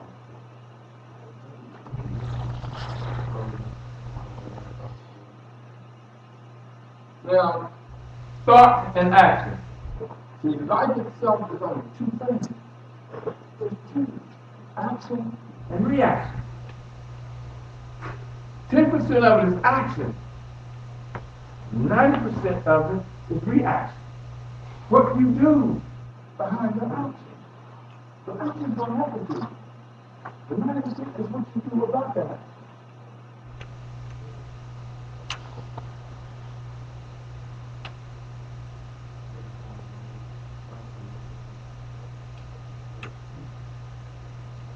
It's coming, like I say, when this live, you know, Murphy's Law is you can't go wrong, the world go wrong. But the thing is, there's something else. It's mind over matter. If you don't mind, it don't matter. You just keep on. Just keep moving. Just keep moving. Now, that's my thing, Tom, because this is how what I feel. What goes on in life, I'm a winner. I'm always a winner. But the real winner is to get made. Your mind is in your way.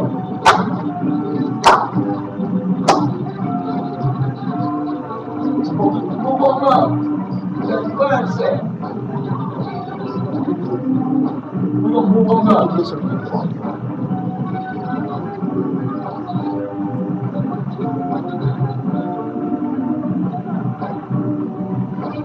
Everybody knows it too.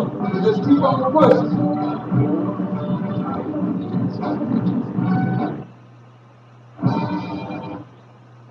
Now, today, because God gave you a new day, it's the beginning of the rest of your new life. I'm a guy who will show you how your new life, for you to go and get what you want, all you have to do is have your mind right. That's all it takes. It's you to have your mind right. Now, as I told you, every morning I tell God, thank you. More please. And the reason I just say more please and I thank my God is because when my God wakes me up every morning, He's already spoken to me. He has said, good morning. This is God. I will be handling all your problems today. I don't need your help. So go have a good day. He's telling you, I don't need you. You won't do what you can do, I'll do what you can. So how during your day, your morning, can you be in an evil mood, in a bad mood? He gave you the gift of wake up. You should just say thank you. More good. Now, whenever I do this and I explain this, and he tells you, have a good day, I always do. You tell this story, I'm always so good. Why you always laughing, smiling, and telling everybody I love you? I'm trying to spoke me up and tell me people you can do what you can. Go have that good day. Right? If I give it to you, that's like me throwing water in the air at you. I'm going to get some of myself. That smile, that blessing, that greeting I give you, it's getting on me. Now, I believe that unarmed truth, understanding, and smart work and love will give you all you need to accomplish your desires, your wants, and your successes. Give you all your joy you seek in life. You know, life is definitely what you make it. There is no doubt about it. Your life is what you make it. No one can take your power from you unless you give it to them. If you don't give them your power, they can't take it. When you make your mark in life, and trust me, every day, everything you do, you are making a mark in your life. Always make a mark in your life. You're always going to have the erasers. You're going to have erasers, the naysayers, the thinkers, who is going to tell you you can't do, you shouldn't do. What are you trying to do? That's your naysayers. Your dream thieves. You should never, ever, ever give doubt in the image. It's your mindset. That's your mind. Don't give the negative energy to your mind. Now, this is something that I saw, and and y'all talk about this. I'm sorry I didn't put it on a PowerPoint. I wish I had put this on a PowerPoint, and I didn't. Because when I read it, I said, I don't think that. So what I did, I took and broke it down. Understand, it says, that which is passionately in that which does not exist, we create. That which is passionately in that which does not exist, we create it. It's in our mind, we create it. Now, the other part of it, that which is non-existent has not been sufficiently desired. So it goes like this: that which is passionately in that which does not exist, we create. That which is non-existent has not been significantly desired. You know, all you have to do is work on your possibilities. Just work on your possibilities. And you will one day go beyond your probability.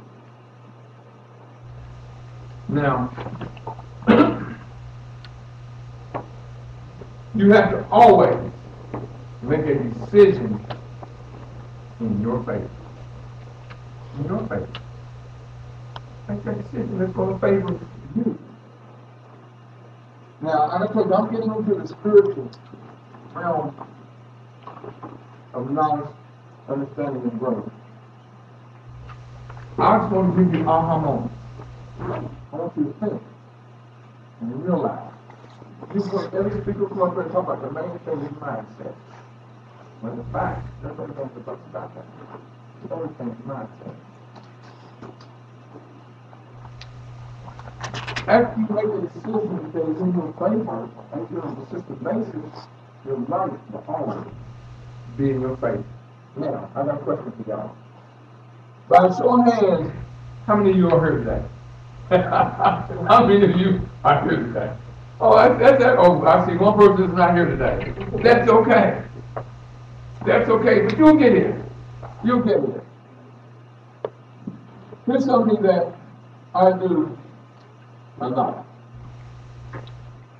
I listen and I teach and I explain about the third eye and the third ear. See, here's one of the main problems that we have here. We let our past hold our future hostage. I couldn't do it back then, so I can't do it now. I didn't like it back then, so I don't like it now. You're letting your past hold your future hostage. Remember the day when you didn't like walking? Well, now you suffer.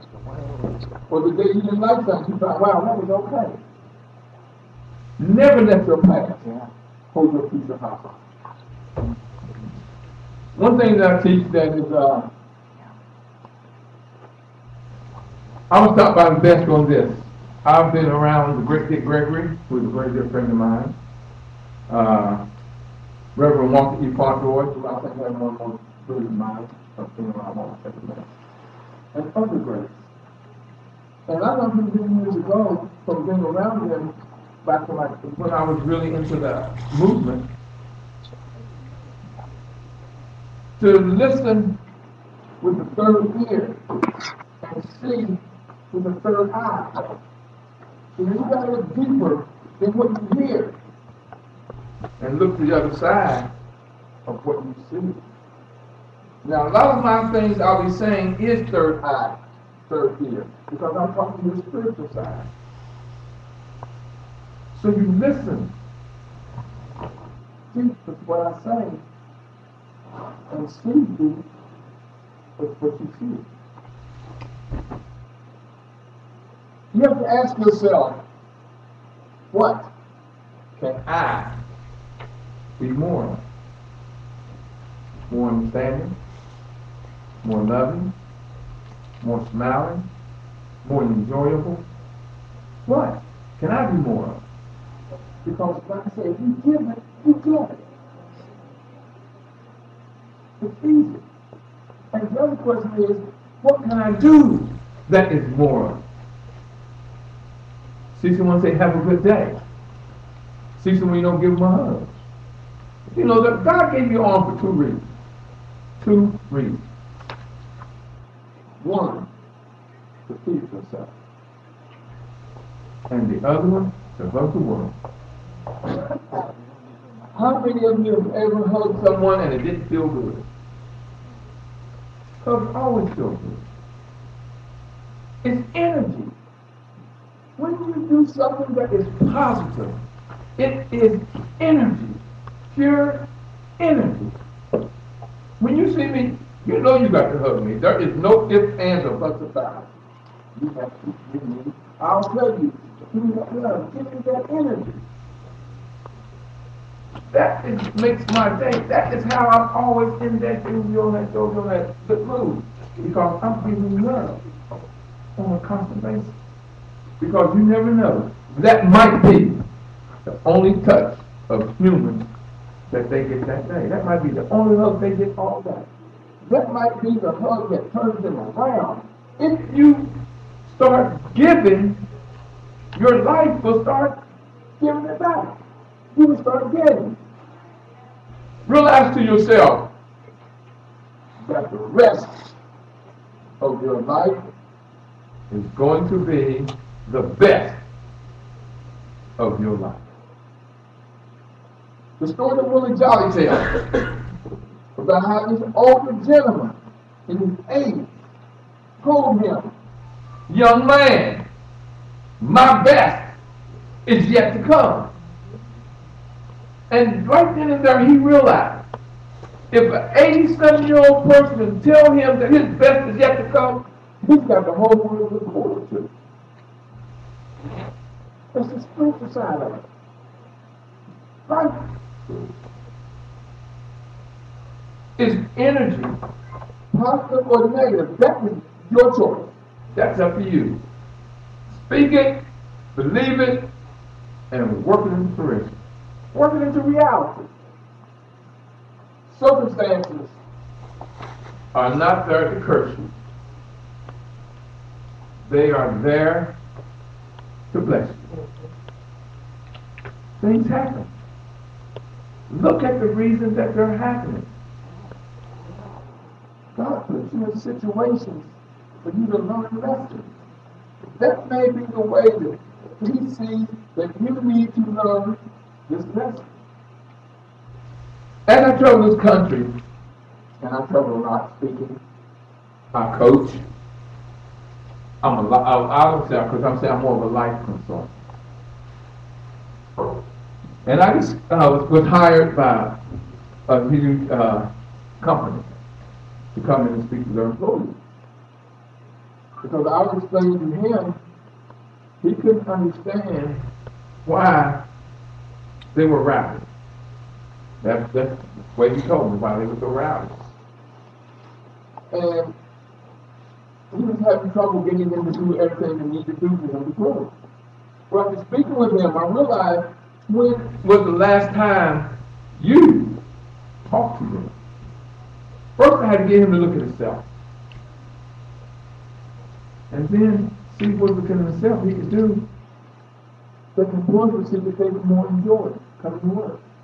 Talk to them. They're the ones that make you or break you. It's not you, it's your employees. They're the ones who either grow you or turn you down.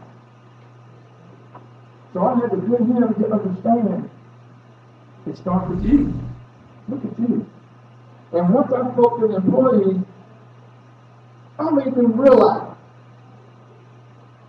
that it's up to them to grow. If you want to stay employed and you enjoy what you do, or there is a chance of enjoyment, then it's up to you. And I broke down and showed them what they had to do, the mindset of them being successful and what they do. Because the larger I grow, the more beneficial to you. But they hadn't realized all of that. And when I left there, he had me to meet two other gentlemen that had come to Senator Hill. That he said, you must bring this man in. Because what he showed me, and what he taught me, and what he taught my employees,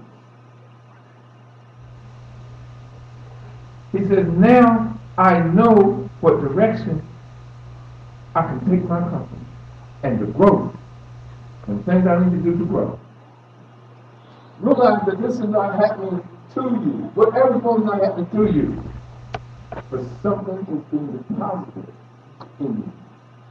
It's not to you, it's in you. All you have to do is just realize and bring it forth. A confused mind, experience, knowledge, and wisdom and forbearance is that which is meant to be. Grace and wealth is meant to be for you. It's something you experience, knowledge, wisdom, and forbearance. What is it that you want? Go get what you want, but look and see how best to get that. It's you. It's totally up to you. A confused mind says no.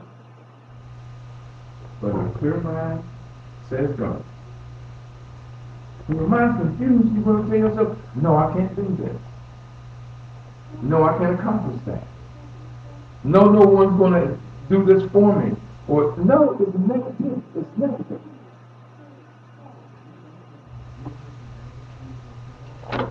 But when you say go, that's a positive. That is a positive. Go. That's like saying yes. What does yes do for you? You see someone say, would you like to go to lunch? Yes. Can I take you to lunch? Yes. How is that yes? Do you love me? Yes. That is always positive. In your conversation, in your presentation, in your speaking, in your attitude, it is always yes. Yes. 3 simple letters. Y-E-S. Yes.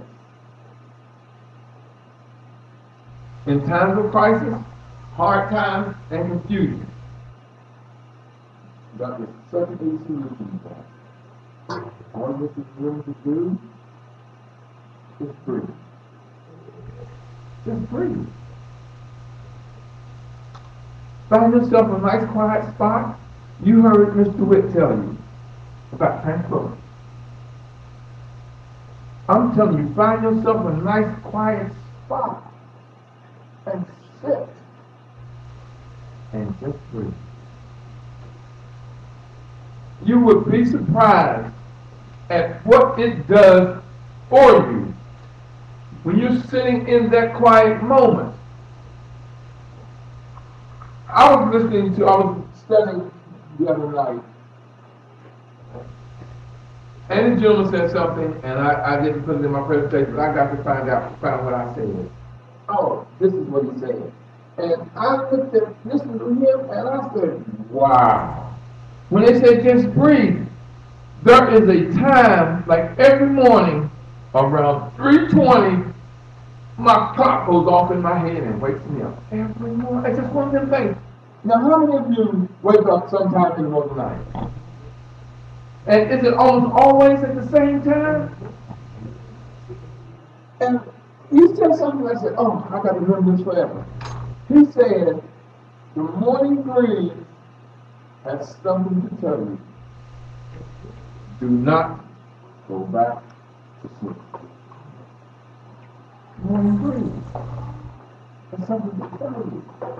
That when you are asleep and you're waking, that's when your body and your mind is at its purest form.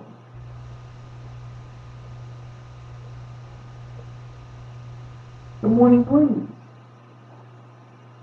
has something to tell you. Listen. Listen. Do not go back to sleep. Listen. Are you aware that a majority of your ideas, most powerful things, happen when you wake up in the morning with your mind? Just tell me you don't like to see it. Listen to it. You say, oh yeah, when a thought came to mind, I'll write it down when I wake up at 6 or 7 o'clock. You'll wake up at 6 or 7. Well, what was that that you want me to do? It's some breathing. It's telling you. I have a personal pad beside my bed. I have a flashlight and a personal pad. I don't want to turn the light on to disturb no more. So I have a personal pad and a flashlight right beside my bed. So when my morning breeze wakes me, I'm going to write down that, which is the wisdom that has passed to me only at that moment. I'm not going to like to see it. I'm listening to my morning breeze. Creative vision of happy and success. What did the chicks tell you? See it. See it. Look. Look. You create that vision of happy and success. You create it. That brings you to success beyond what you could even imagine. All you got to do is just create it. There's a saying out there, if you want to manage your life, create it. Create it. Always be better than average. And never be less than awesome. Better than average. And never less than awesome. That's how I try to live my life. I want to be awesome. When you bring me, I want to hug you and say, I love you. I might not know you, but I love you. Because you, at that moment, step into my life space. My life space. And you're going to be there either for a reason or a season. I want to take whichever one that God gives me that moment with you and in the future. Whether that reason or that season. When you correct your mind, everything else falls into place. It's your mind. That's your mind. Attracting to life what you are. What you want, people that you want, and people that you need. It happens to you. You bring forth to you. Is that what you want? First you look at you. Like I say, what's the thing they say? In any situation, if it's an accident or whatever, always save yourself first. You can't save no one else until you save yourself. So you get what you need. Remember, you have to be what they want or need in order for you to get what you want or need. If I give you what you want and need, mine's coming. Mine is going to come. It's up to you. It's up to you. We look and do things very backwards. Now think about this. We drive on the parkway and we park on the driveway. Think about that. You're driving on the parkway. The parkway means you sit still. But you're parking on the driveway, which means you're supposed to be in motion. We're doing things that stuff is backwards to us. See, one thing that you got to look at and realize, and I'm going to go off script for a moment.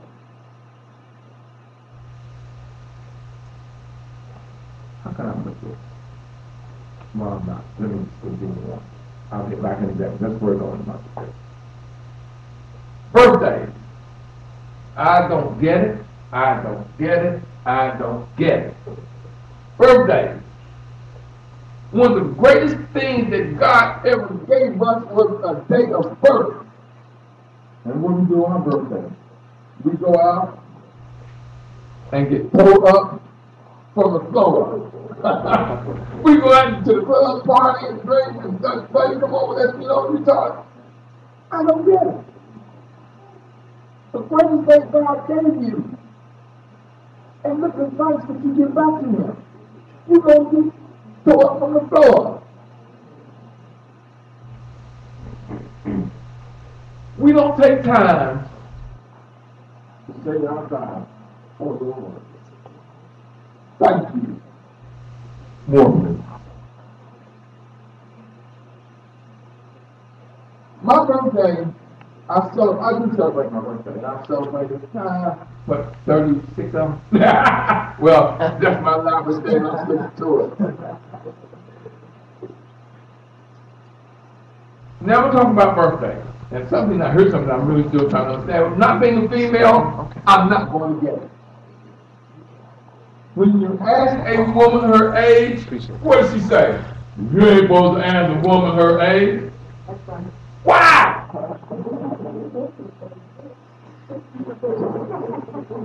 Well, I'm all mad too, right? You should. Well, you should brag about every day and every year God gives you to brag about. You got to realize, on your birthday, you're only 1 day older. You get a chance to add a year. Now look at it that way. Yesterday you were what?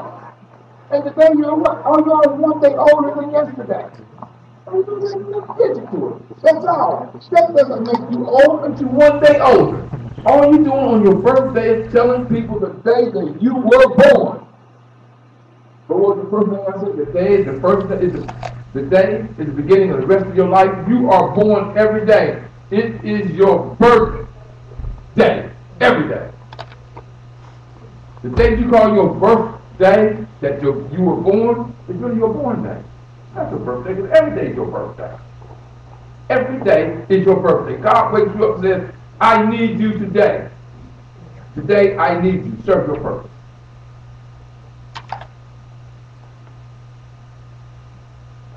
We get gifts from our parents instead of giving them gifts on your birthday. See, when my mother was alive, everything her, but still, I was grown, still telling me what to do. And I thank her for that, because she told me I could live to be 1,000,000 years old. But one thing is for sure, I will always be your mother. And if you're a parent, your child may be 40, 50, 60, you still going to tell them what to do. But I always make sure on my birthday, my mother got a gift for me. So what's the road? Because were it not for her, I would not be celebrating that day of birth, the day I was born. So why should she give me a gift? I owe her. That's how. You see how we see things backwards? You have got, once you realize that you've been miseducated, you search for the proper education to get you what you need. That's what we do today. Today, we're giving you that. We are all spiritual beings having a human experience. Third eye, third ear. Now, listen to what I just told you. We're all spiritual beings, but we're having a human experience. That's not what you've been taught. But think about it. That's your third eye and third ear. Never underestimate your power to change. And never overestimate your power to change others. The saying you can't teach an old dog new tricks. I'm an old dog. Teach me. You can't teach old dog new tricks. That's a lie. When you stop learning, you stop living. Think about that. You're never too old to learn, and you're never too young to teach.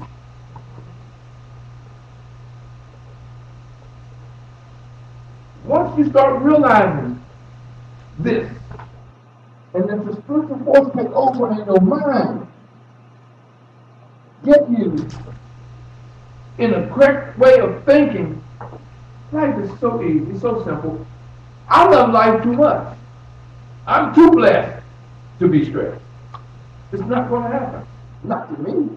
We all have problems with issues. But one thing that I learned, I never ever worry about a problem. All I do is just work on the solution. The problem is there. Why worry about it? Just work on the solution. Hello? Just that simple. Go for what you want with all the tenacity that's in you. What do you want? Go for it. How do you get from here to the other side of the room? I don't care what you want to do. You got to do it. You got to take that first step. It's all one step at a time. That's the same goes when the student is ready, the teacher will come. Prepare yourself. Success follows a prepared mind. When you are ready, student, the teacher will appear in your life. Sometimes you're the teacher, and sometimes you're the student. Now today, I've been both. Now, when I'm on stage, I'm the teacher. But all morning, listening to my other speakers and the ones that be after me, I'm going to be the student. When the teacher is ready, the student will come. Get ready. Don't keep getting ready to get ready. Get ready. Period. Get ready. Now, I told you I travel this country, I speak, I do TV shows, I do radio programs, I've got my own blog talk every Monday from 7 to 8. I do a conference call. Keep bringing on Facebook, and I'll send you all of that on Twitter. You'll see where the numbers and stuff that you can call in on my conference call. And we discuss every Monday. It's very interesting. I have people from all over the country tuning in. I'm teaching you now. As you see, for the new year, I got a special going on.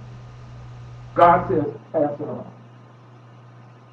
I'm giving you a special on my series, The Road to Success, the thought and action process for success.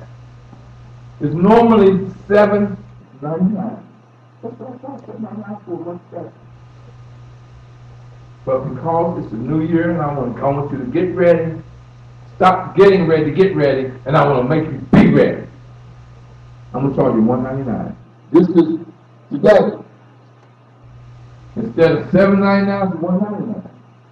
The number you can call, of course, I'm not there. Leave a message. But tell me what time you call. And leave a message, and I'll get back to you. It's 240-619-2019. I want to get you to where I am. I want to get your mindset to where you can grow. You and your business. That's when I keep indicating grow you and your business. You can't grow your business until you grow you. Because one thing you got to realize, your life is a business. Your life is a business. There's no ifs, ands, or buts about that. Your life is a business. Now, who really knows the story of Bill Rasmussen? Now, when I tell you who he is, you're going to say, oh, that's who that is. In 1978, Bill Rasmussen had an idea to launch the world's first around-the-clock sports station. He was a small-time broadcaster. Well, not small-time, but he was a broadcaster.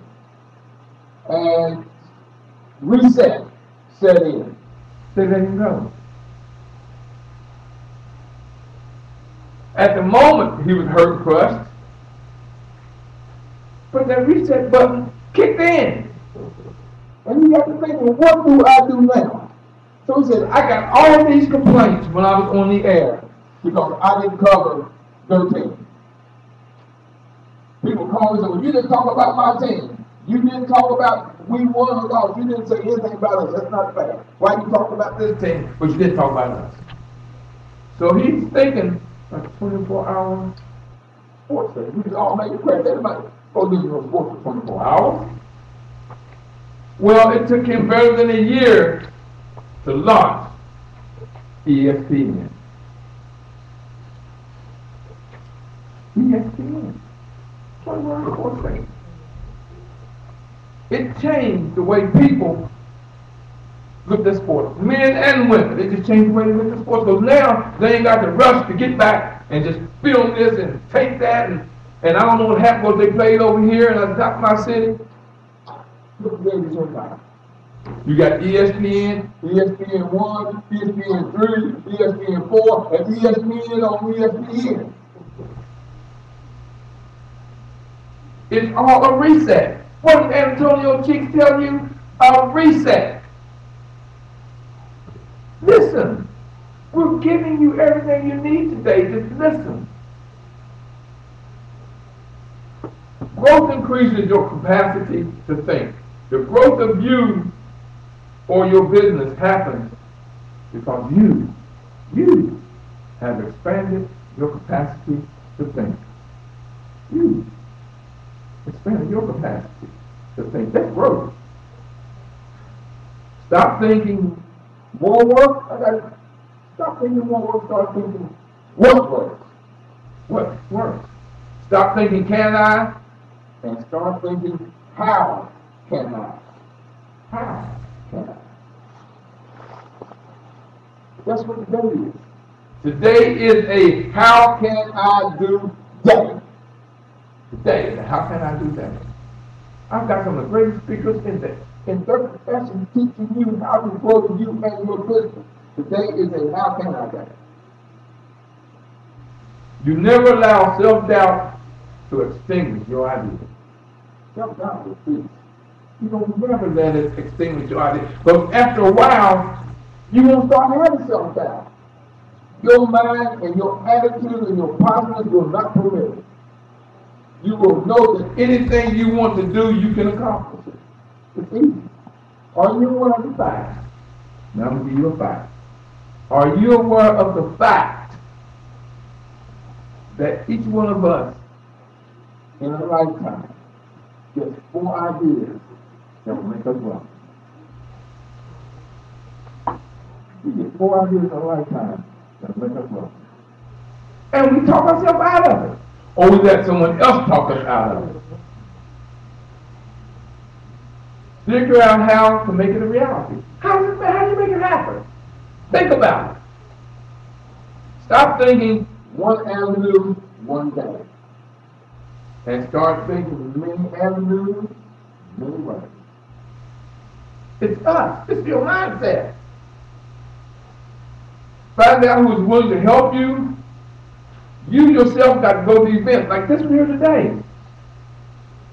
This room has a nice crowd, but it should be wall to wall and treetop tall, full of people. But one thing I've realized, because God gave everyone the blessing of being here today, of tuning into us today. Those that took that blessing are here today and are tuning in today. Those who didn't, God gave them blessings they didn't accept. That's you in your life.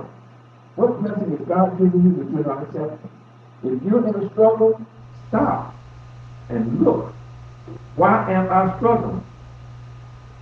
It's totally up to you. What you do is, when you're out and you about, you just shut up. Sit down. Open up your mind. Listen. And take many notes.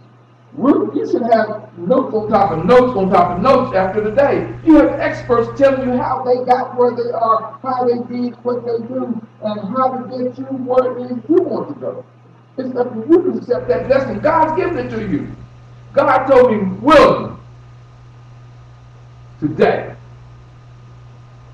your purpose is to put together and do this today.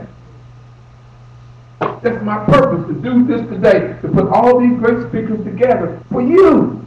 That's my purpose. God's telling me your purpose is to stand in front of people, educate them, and teach them. I am 35 years, no, I'm sorry, 36 years as an entrepreneur. 37, oh wow. I'm going on 37 years as an entrepreneur.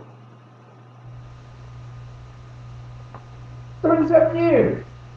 I have been self-employed. I haven't had I haven't had a boss. I'm wrong. I'm married. I got a boss. And men, those of you that think you don't have one, I got news for you. If you don't know those 2 magic words that you always say to your lady and your wife, yes, dear, you got issues. You got problems. So you better learn those 2 words. If you got to stand in the mirror and practice them. Yes, dear. The greatest challenge today in the information age is expanding your mind. Now, I have struggled and issues and problems with this information age. So I go find someone that's capable. My grandson. Right now, I'm coaching and teaching him business. He's coaching and teaching me the IT, this information stuff. He picked up a lot quicker than me.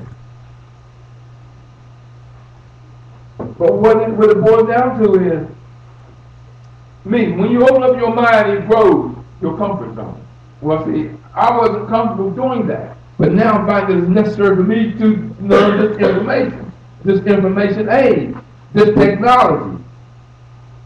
We're streaming this today. We have it all over Facebook. We have it all over LinkedIn. It's just going all over the country. Hello out there, country. I don't know a whole lot about that. So I've got those who do. Because I know that's what I need to grow me and my business, to reach you, to give you the knowledge that God gave me 36 years of experience to teach you how to gain wealth and the middle part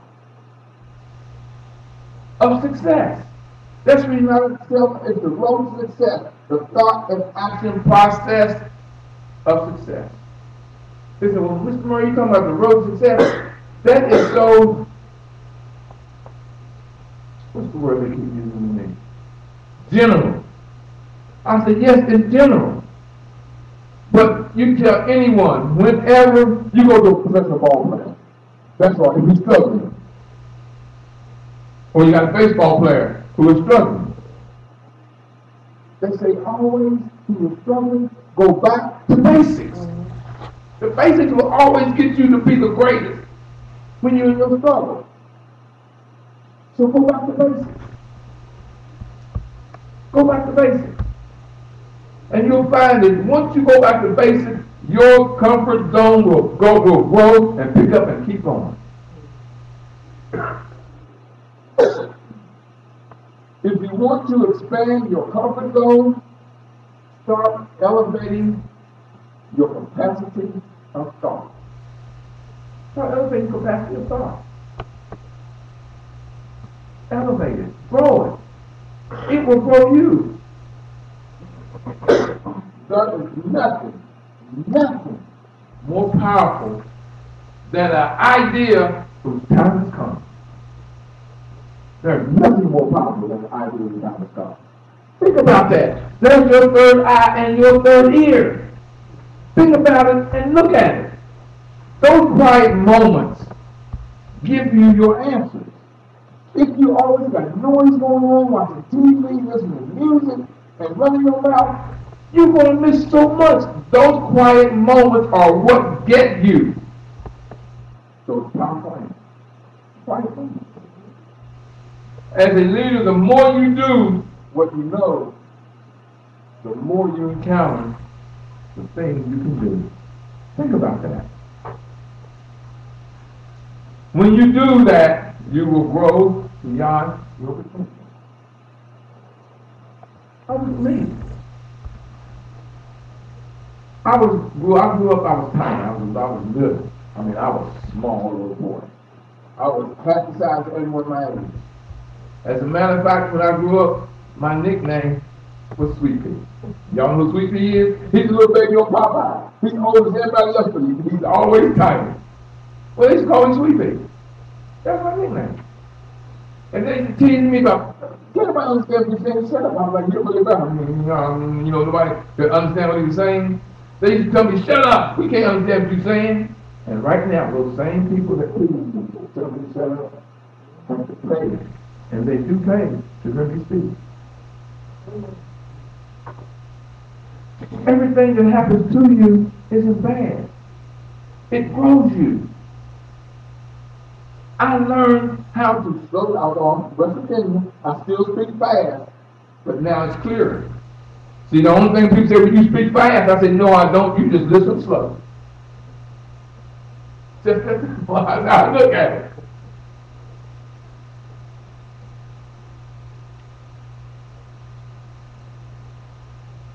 when you do that and you grow beyond your potential, if not, you will remain stagnant where you are.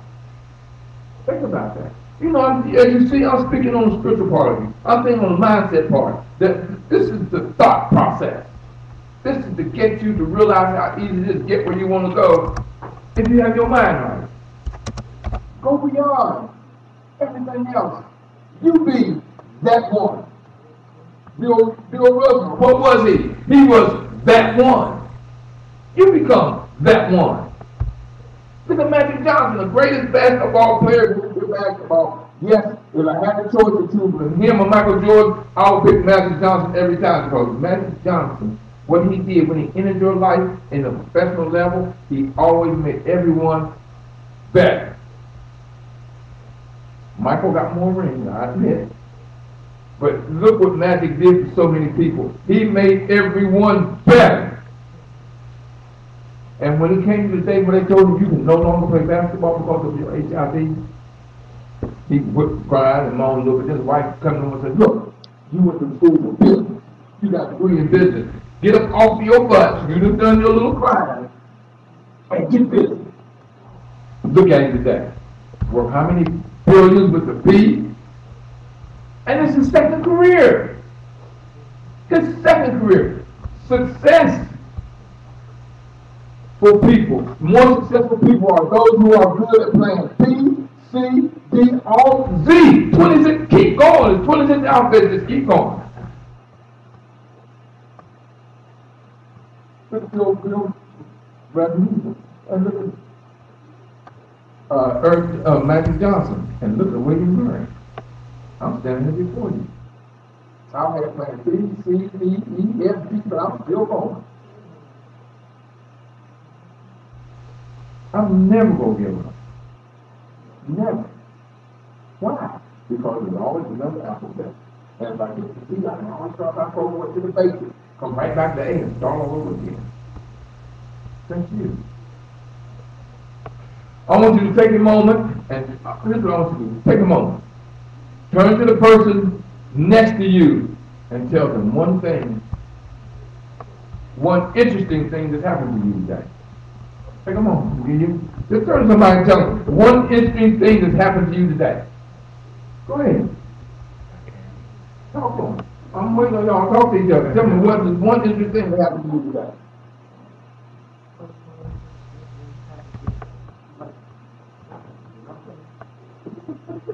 Yeah. Okay, I did hear someone say nothing. This was for you.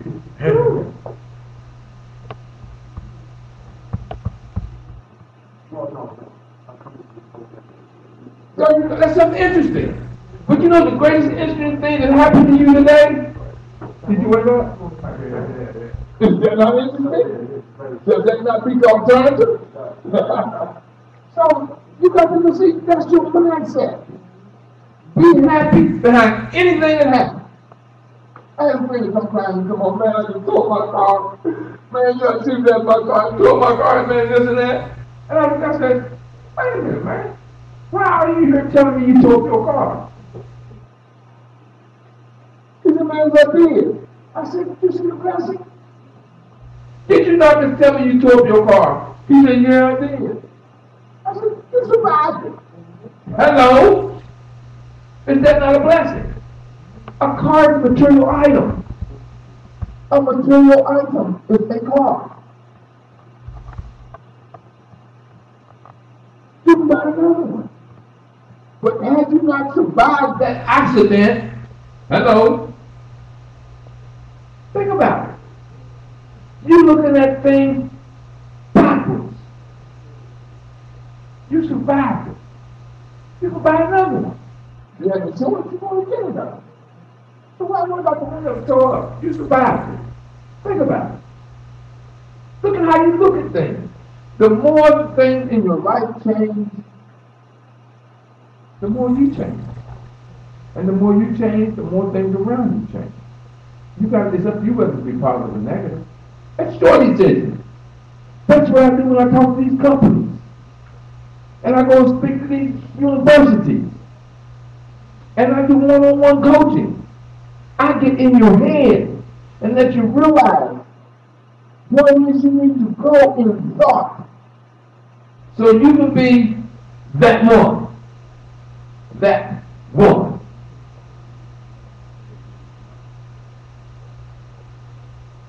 If you can see one thing that happens to you today, how about, like I said, look at the fact you woke up and that you are here around all this positive energy.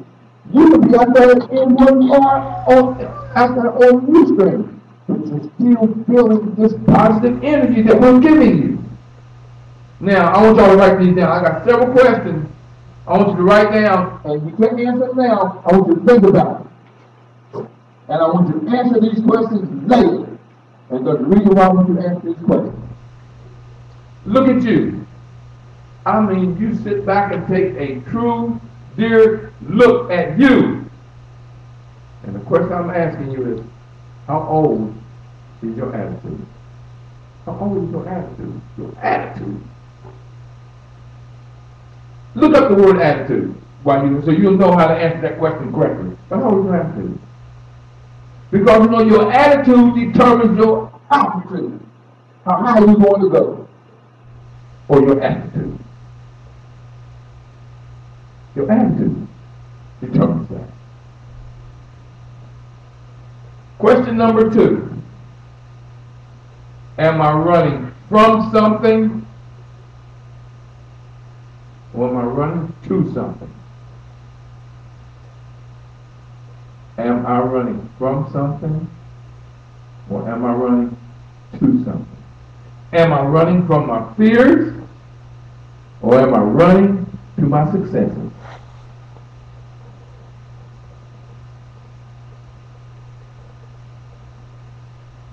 Question number 3. Now, what I want you to do is get 2 chairs, put them side by side. I want you to step out of yourself and take a good look at you. See here. I'm going to leave me sitting there, and then here I am over here. And I'm taking a good look at me. What do you see? What do you think? How you act? How you encounter? How you act and how you counteract. The little sneaky things you do, nobody sees me, so I'm going to do this. Nobody sees me, so I'm going to do that. Those little sneaky things, nobody knows about it you. And you're sitting there, and you're looking at you. You know who you are, and you know what those little things you do. You know how you act. You know the things you say. Now, the question that you ask yourself, if I were my boss, would I fire you? Think about that. Now, these are questions you got to answer to yourself. If I were my boss, would I fire me? Now, what I see and know about me. If you say, yeah, you got some improvement to do. Or if you got to think about it and not know, you still got improvement to do. And question number 4. This is the one. This is the one. Would the little boy or little girl in you be proud on what you have become? I'm giving you thought. Am I not giving you thought? Make you think and realize. Now, those 4 questions are powerful questions.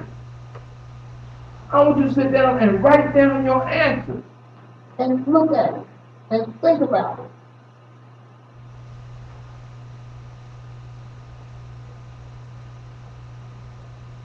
Each and every step you take moves you toward your goal. Now, those 4 questions I gave you are very, very powerful questions. There is no doubt about that. Those are very powerful questions. Frederick Douglass said, it is easier to build strong children than it is to repair broken men. It's easier to build strong children than it is to repair broken men or women. You have, you and your business all the time. I say, I'm never gonna go all the way up. I say, well, the rest of my life, I'm gonna get towards the us kids. I love those little things. Kids, I love children. They will get anything they want if they want to do it. Because they don't have no limit. Children learn limit from us. You know the saying goes? It's a shame that they had to grow up to be us, or that we had to grow up to be us. Keep the attitude. I can keep doing and do whatever I want. If you don't tell a child he can, he's going to try until you figure out a way. That's what you got to do with you and your business, with your mindset. Grow it. Grow it. The only place where success comes before work is in the dictionary. Some place that success comes before work is in the dictionary. That's why I put this day. That's why I put this day together. To grow you in your success. That is my purpose. I can't force you. But if you want to get where you want to go, all you have to do is call me at 301. I'm sorry. No. 240-619-2019. And they call me Mr. GPS. Do you know why? And that was a compliment. I was out doing a presentation. And these kids, they weren't kids, but they were college, out of the university. And they start calling me Mr. GPS. Somebody said the next thing you know, was going through the room. Why? Because I get you there. I get you there. Because time goes somewhere without knowing where you're going or how to get there. You will never get there. Or if you do, you won't know if you don't know where you're going anyway.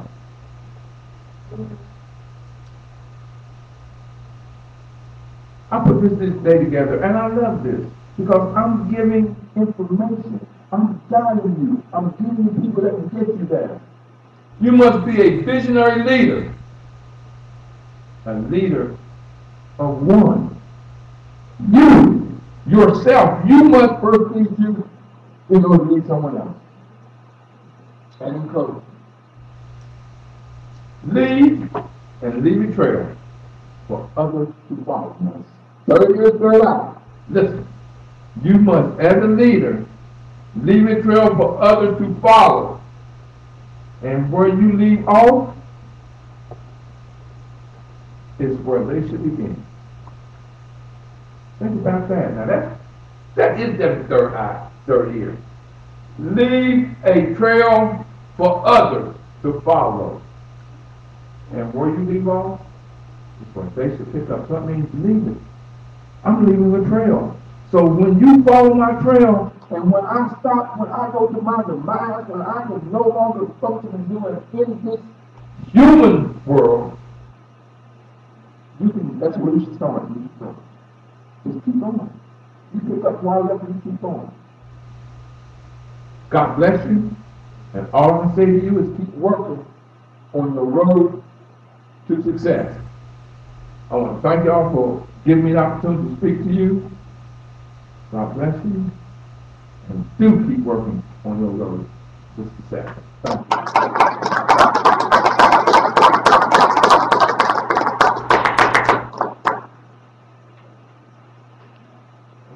Yes, sir.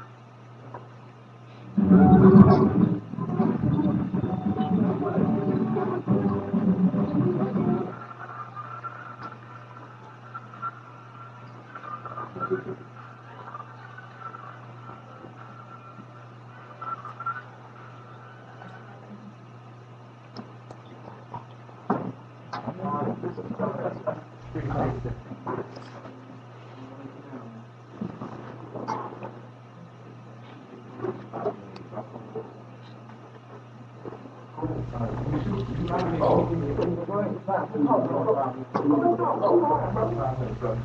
okay, I'll tell you what we're about. Okay, good. Mikey is. The mic is on now. Mic check. 1, 2, 1, 2. All right, everybody. Look, have y'all been having such a great time so far? Yes, yes, it was good. Do we have any questions? That's what I want to know. Do we have any questions? Do we have, whether here's only or Everybody's just in the group. That's very good. Everybody's just plugging in. If you have any questions, you can actually answer your questions from the comfort of your home. While you're sitting there in your home or office, just let us know if you have a question about any presentations that you've heard so far, any questions about presenters that's here now or coming. And I tell you, we are just in store for, so already today has been just great. Great day. I want to thank Mr. Murray again for putting together such a fantastic event. And he made us thinking about being a constant learner, and I would have to echo that. You just got to keep learning things. Once you say you got it all, you really start to improve yourself. And so I want to thank you for mentoring us on that word alone. I mean, I just walk away from that. That's a gem. That's a gem right there. So the rest of the day, don't blink, don't wink, don't think not. They're doing well because the rest of this day is going to be jam-packed with information and just knowledge and concepts that's going to change your life. I know it's going to impact your life. So coming up next, we have a gentleman, of course, we just getting together some things here, but we have, yes, sir. I'm having so much fun, man. I'm loving this more than anything else. I said, the only thing I love more than this is my wife and my son. Wow, that's good. So let me ask you a question while you're here. Yes. What inspired you to put on such a great event? Well, the fact that I'm a father. In order to grow, you must know. And see, I believe God gave me this as a purpose. 36 years in business, He's guided me, I've learned, and I want to pass it on. It's not a sin to be rich and wealthy, but it's a sin to die rich and wealthy. So, the richest place in the world, what's about it? There you go. I know. People say, well, I got this 30 baby, I can't tell nobody. Wow. I got this information, but I can't tell you. Or if you're at work and you tell somebody, say, can you help me? Say, well, no, I ain't able to do. You might take my job. No. You give it away. You give it back. I want to give the education and the knowledge to everybody. But when God made one tree, He made another make billion money out of it. So I want to pass it on. Give it away. That's awesome. I want to die. I'm going to die, and I'm going to die young, but I'm really old. Okay, speaking of age, now you said you've been in business for 36 years. Yeah. So you must have started when you were 1. And see, man, you got me. I was listening to you, so you got to start when you were like 1 year old. I was 1. Good. And I love what you're saying about, pretty much you're saying, if I made it in full, God can do it. Yeah, that's it. Yeah, just empty out when you live it. Don't try to hold it back. Just get out there on the wire and just let it go. Let it go. Let it go. I love it. I mean, to do this. And the people I meet, I tell you, I met you through the circle. Yes. And then when you teaching me, I say sometimes I'm the teacher, and sometimes I'm the student. And they go back and forth. Like today, I'm like, oh my goodness, let me take down these girls. When you stop learning, you stop living. Hey man, I'm going to live life to the fullest. Like I'm going to fill my brain until I'm coming to my mouth. That's it. Well, we just want to collectively thank you for putting on this type of event. I know that somewhere, like we talked about being this is a significant moment in someone's life today. Something's going to happen that has impact on my life. And they can be impacted when you share that. That's so we have this ripple effect, passing it forward and just you're passing it forward. Wow. You can't keep it yourself. Because like I say, the same as being people that you have.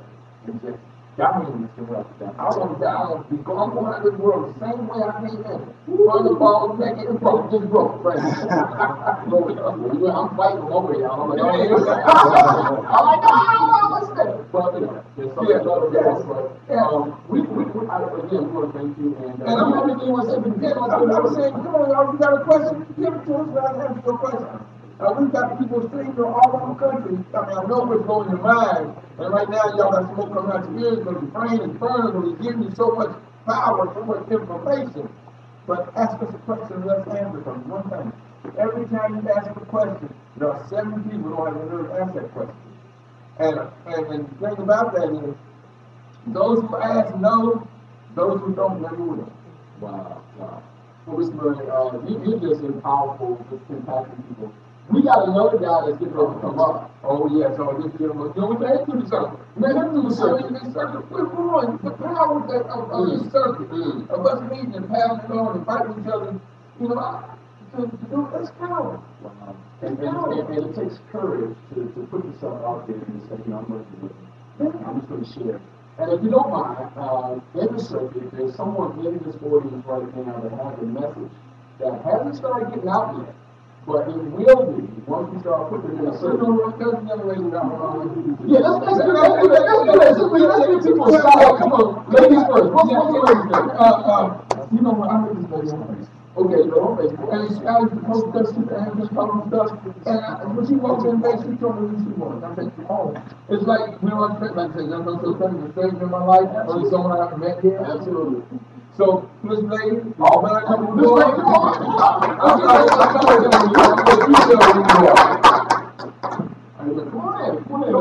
we don't have just nobody else with it. You know, when you do that, when you're doing, and you are, put your picture. And do you have a business or what do you do? I'm just trying to get back into owning my own business. Oh, fantastic.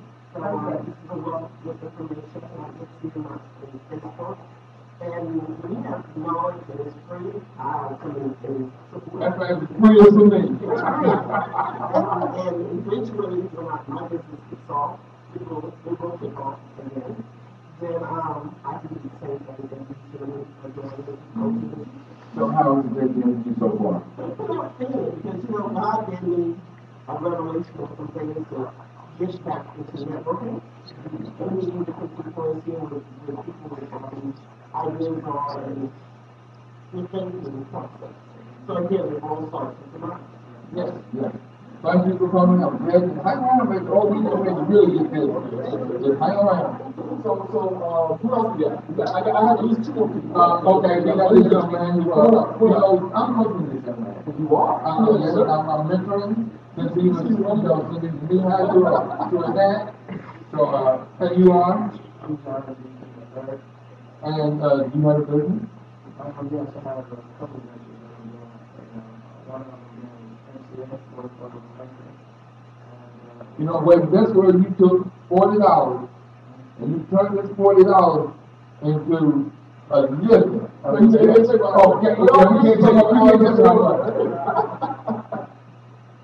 You can't tell how much. Yeah, it was actually a $40 investment. It was actually a $40 investment, and it's definitely turned out to be pretty good. For just $40. And see, that gentleman, you know, I give him a round of applause. This gentleman, for other reasons, he has served this country as a major and just got out of the Navy. And I thank you, young man. I thank you for your sleep better at night. Yeah. It was a privilege and an honor to serve. All right, thank you. Thank you, sir. Anybody else? Yeah, I gotta bring this guy up. I have to bring this guy. I know who he is. I know who he is. Look, I gotta listen, young man. Young man, come on, call forward. Young man, come forward, young man. I was gonna say, Lazarus, come on. Y'all see how much fun we have, y'all. We like this all the time with each other. We're breaking about each other's business and competition. It's all family. How you doing, man? And you are? I'm ready, Alexander. And you do? I have a courage coach. I'm doing black coach. Yes. Oh, fantastic. Fantastic. And someone want to reach you, how they reach you? They can reach me at 240-882-2010 or at R-Alexander, that's R-A-L-E-X-A-N-D, the number 31 at gmail.com. Oh, okay. I know you've been here all morning. You walk in, you want to walk in the door. So evidently you're here because you were good. I Absolutely. You want to become a winner. Absolutely. You want to be on top of the heat. Absolutely. You want to be on that mountaintop. You don't want to be down on the bottom of the crowd. It's crowd on that bottom, baby. Absolutely. Hey, that is. So you know how to make them be. The day has been awesome. Antonio Cheeks, I'm ready to whip, and your message was just awesome. I'm ready to go and run forward with the information I have today. Oh, fantastic. You have a message or a comment. You want to watch. Oh, really? I'm excited about it. We get it out the door. Come on, man. You like open up the refrigerator. Yeah. So one of our projects is the Fearless Project, and it deals with 4 different areas. Okay. Being fearless in your self-image, being fearless in your relationships, being fearless in your gifts and your talents, and being fearless in your purpose. Wow. You know, that's being fearless. So fear is what?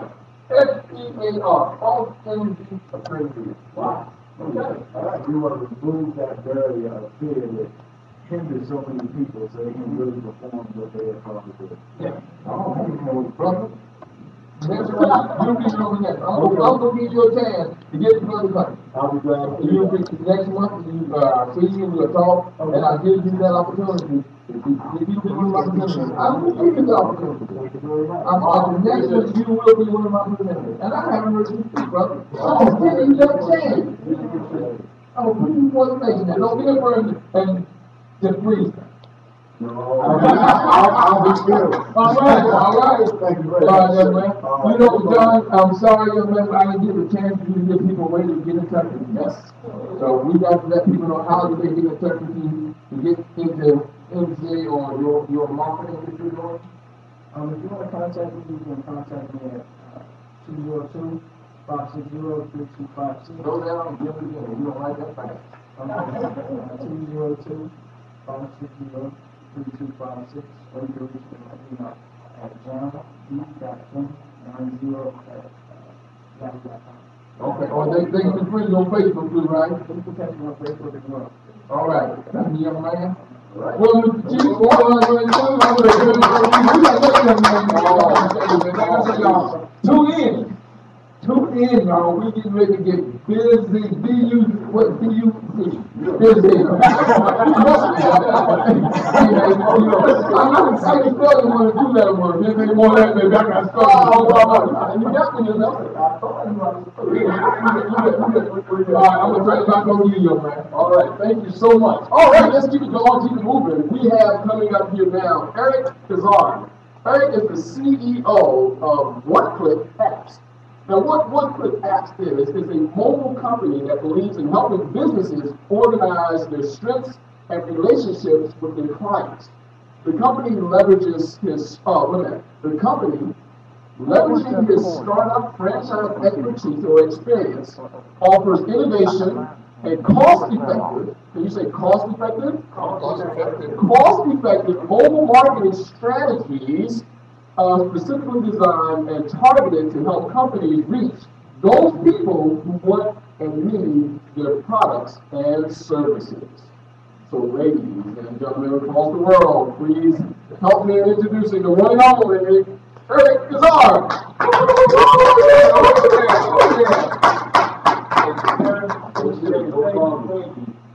All right. What's up? It's all good. I can work with it. How's everybody doing? Oh, you guys got to be better now. How's everybody doing? Oh, we doing well. Yeah. All right, so email. Okay, I'm having an awesome time here. I've learned so much. I mean, my mindset right now, I have this attitude like I'm ready to win. There's nothing that can stop me, right? And I'm telling you right now, starting in 2013, this is the thing that I believe. You get this right, start setting the tone, right, for the rest of the year. It's your mindset. But what I'm going to apply, right, what I have to show you with the mindset, right, is going to take your business to the next level, okay? So what I'm going to do is Eric is over One Click Apps, and they call me an app guy. And my job really is to help you get your services and your products out there easily and convenient to your customers. I'm using the very thing I got in my hand right here. As by the way, if you have a smartphone, I am on the largest mobile platform in the world, which is the Google Android platform. And so, I'm going to zoom in on this. You want my app, download it. You can actually type in Eric Izard or EPI for short, and download that exclusively. Download that exclusively from the Android market. And it has some good stuff that you can get and also get in contact with. So without further ado, I'm going to jump right into it. Actually, I'm going to do something. I'm going to switch it up again. Okay, is that okay with you? Okay. Is that okay? Yeah. All right, okay. Here's what we're doing. We got a nice intimate crowd here. We got some folks online. I'm just going to dive right in and give you the meat and potatoes that you came here for. Okay? All right, you home? All right, we're going to jump right into it. Mobile app academy, there's an app for that. Folks, what I'm about to show you, and if you're taking notes, before this presentation is over, you're going to have at least 2 or 3 pages of notes. So be ready to take some notes. Here we go. Quick question. What are you currently doing, or what you think about doing, as a way to reach out to your customers on a local level? Question number 1. Question number 2. What are you doing right now, or will do, to separate yourself from the competition? And number 3. What are you doing, or will do? This is the bonus right here, to help save and automate your business. A couple questions I want you to think about while we go through these slides here. Why apps? This is a guy right there everybody's familiar with. Who's that guy right there? Steve Jobs, right? Why apps? Well, folks, it's the fastest, easiest way to get information, products, and services. Okay? Right now, most people are getting their information, their data, from their mobile devices. The website is the new phone book. Now, let me ask you, I don't know but the last time you checked the phone book, but folks, websites are becoming that just because of mobile devices. Makes your life easier, saves you a lot of time, also help increase your sales. And bottom line, it's the most convenient way of doing business. I've heard this said before. What is the number 1 product in America? Anyone just shout out any product or service. The number 1 product in America. Social media. Apple. Social media. Give me one more. Facebook. Facebook. Getting close. One more. Twitter. It's the Oh, man, you almost had it. The number 1 product in America, and I heard this from my current coach and mentor. Check it out. What's that? Oh, almost. The number 1 product in America is convenience. People pay for convenience, folks. Write that down. People pay for convenience. A lot of times I see a lot of business owners, they're trying to compete on price, they're trying to compete on service, and I'm asking them, why are you doing that? Or should the question be, what are you doing to make your products and service easy and convenient for your customers? Because I promise you, most people take it for free. Alright? I brought a special guest with me today. He's going to share just a little bit about exactly how powerful apps are. You guys right here? Hit the light, please. But on a mobile device, search hasn't happened. Search is not what it's at. People aren't searching on a mobile device like they do on a desktop. What's happening is they're spending all the time in apps. When people want to find a place to go out to dinner, they're not searching. They're going into Yelp. They're using apps to get the data on the internet rather than generalized search. And this is where the opportunity to deliver advertisements. Not as part of search, but as part of apps. 3.8, hit the light, come on. Thank you. You made a great point, folks. I mean, let me actually validate that. We was actually supporting a group in Baltimore. We got out that place, it was about 11 o'clock, okay? Now, 11 o'clock, you're a little hungry, right? But you know that most stores, around at least in Baltimore, aren't open after 11 o'clock. We use Yelp, okay? And what Yelp told us, they said, hey, here's a restaurant less than a mile away, okay, that's open and it has the food that we like. The reason that company got our money, got our business, because number one, first they were found. Number two, we found them via what? The phone, mobile device. This is how powerful it is. Next thing I want to jump right into, folks. Picture branding. Let me tell you something right now. And I want you to pay real close attention to this. When you watch commercials right now, they don't want you to go to their website no more. They're not saying go to www.whateverthebusinessname.com. What they're doing is saying download our app. Oh, you want to find out what the weather is today? Download our app. You want to get that special coupon?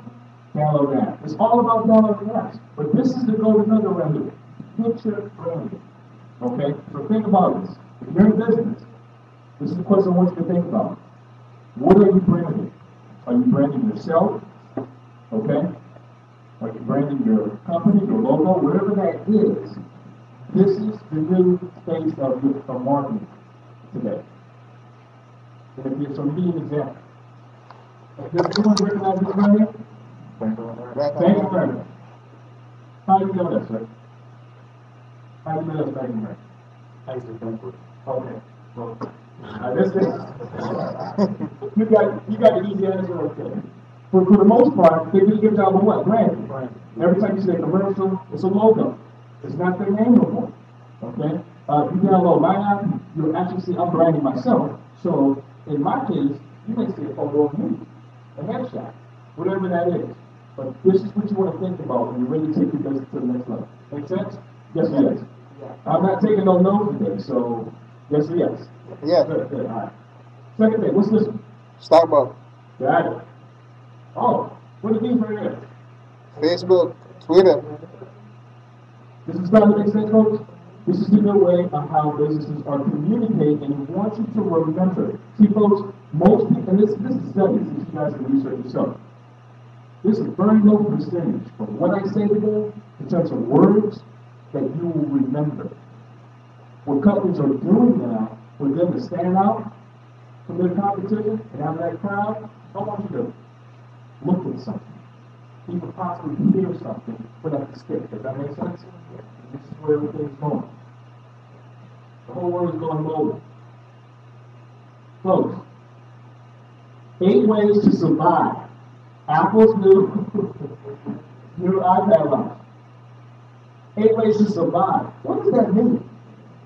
Let me ask you this. If you're in business, if I can give you the golden nugget, if you don't remember nothing else I say today, if I give you the golden nugget right now and say, hey, I can tell you where your customer is, you'll never have to find out or search for. Would that be a good answer? I mean, would you want that answer? Let me tell you where they are. I don't know if you really see that. There's a line full of people bringing about what? Mobile devices. Look at these people, folks. They're staying here late at night, early in the morning. I mean, lines and lines of folks. These guys right here, they're just camping out. I mean, these guys are just, listen, look, we're going to be here for a while. This is where your customers are. Everyone that you want to do business, this is where they are. Look at the lines here. I mean, blocks just to get their own phones. Let me touch a little bit here. Who is in the play? 79% of the users that spend time on their on their phones using apps on social media daily. 80% of the time, folks, they're on the phone accessing these sites. That's a very popular statistic. In just 1 year, folks, companies might not realize that, wow, we need to get in front of those customers. And the quickest way they're doing that right now is having a mobile app to give access to their clients. And right here, the number keeps going up. The number of installs per phone was a year ago, 32, and it's grown to 41.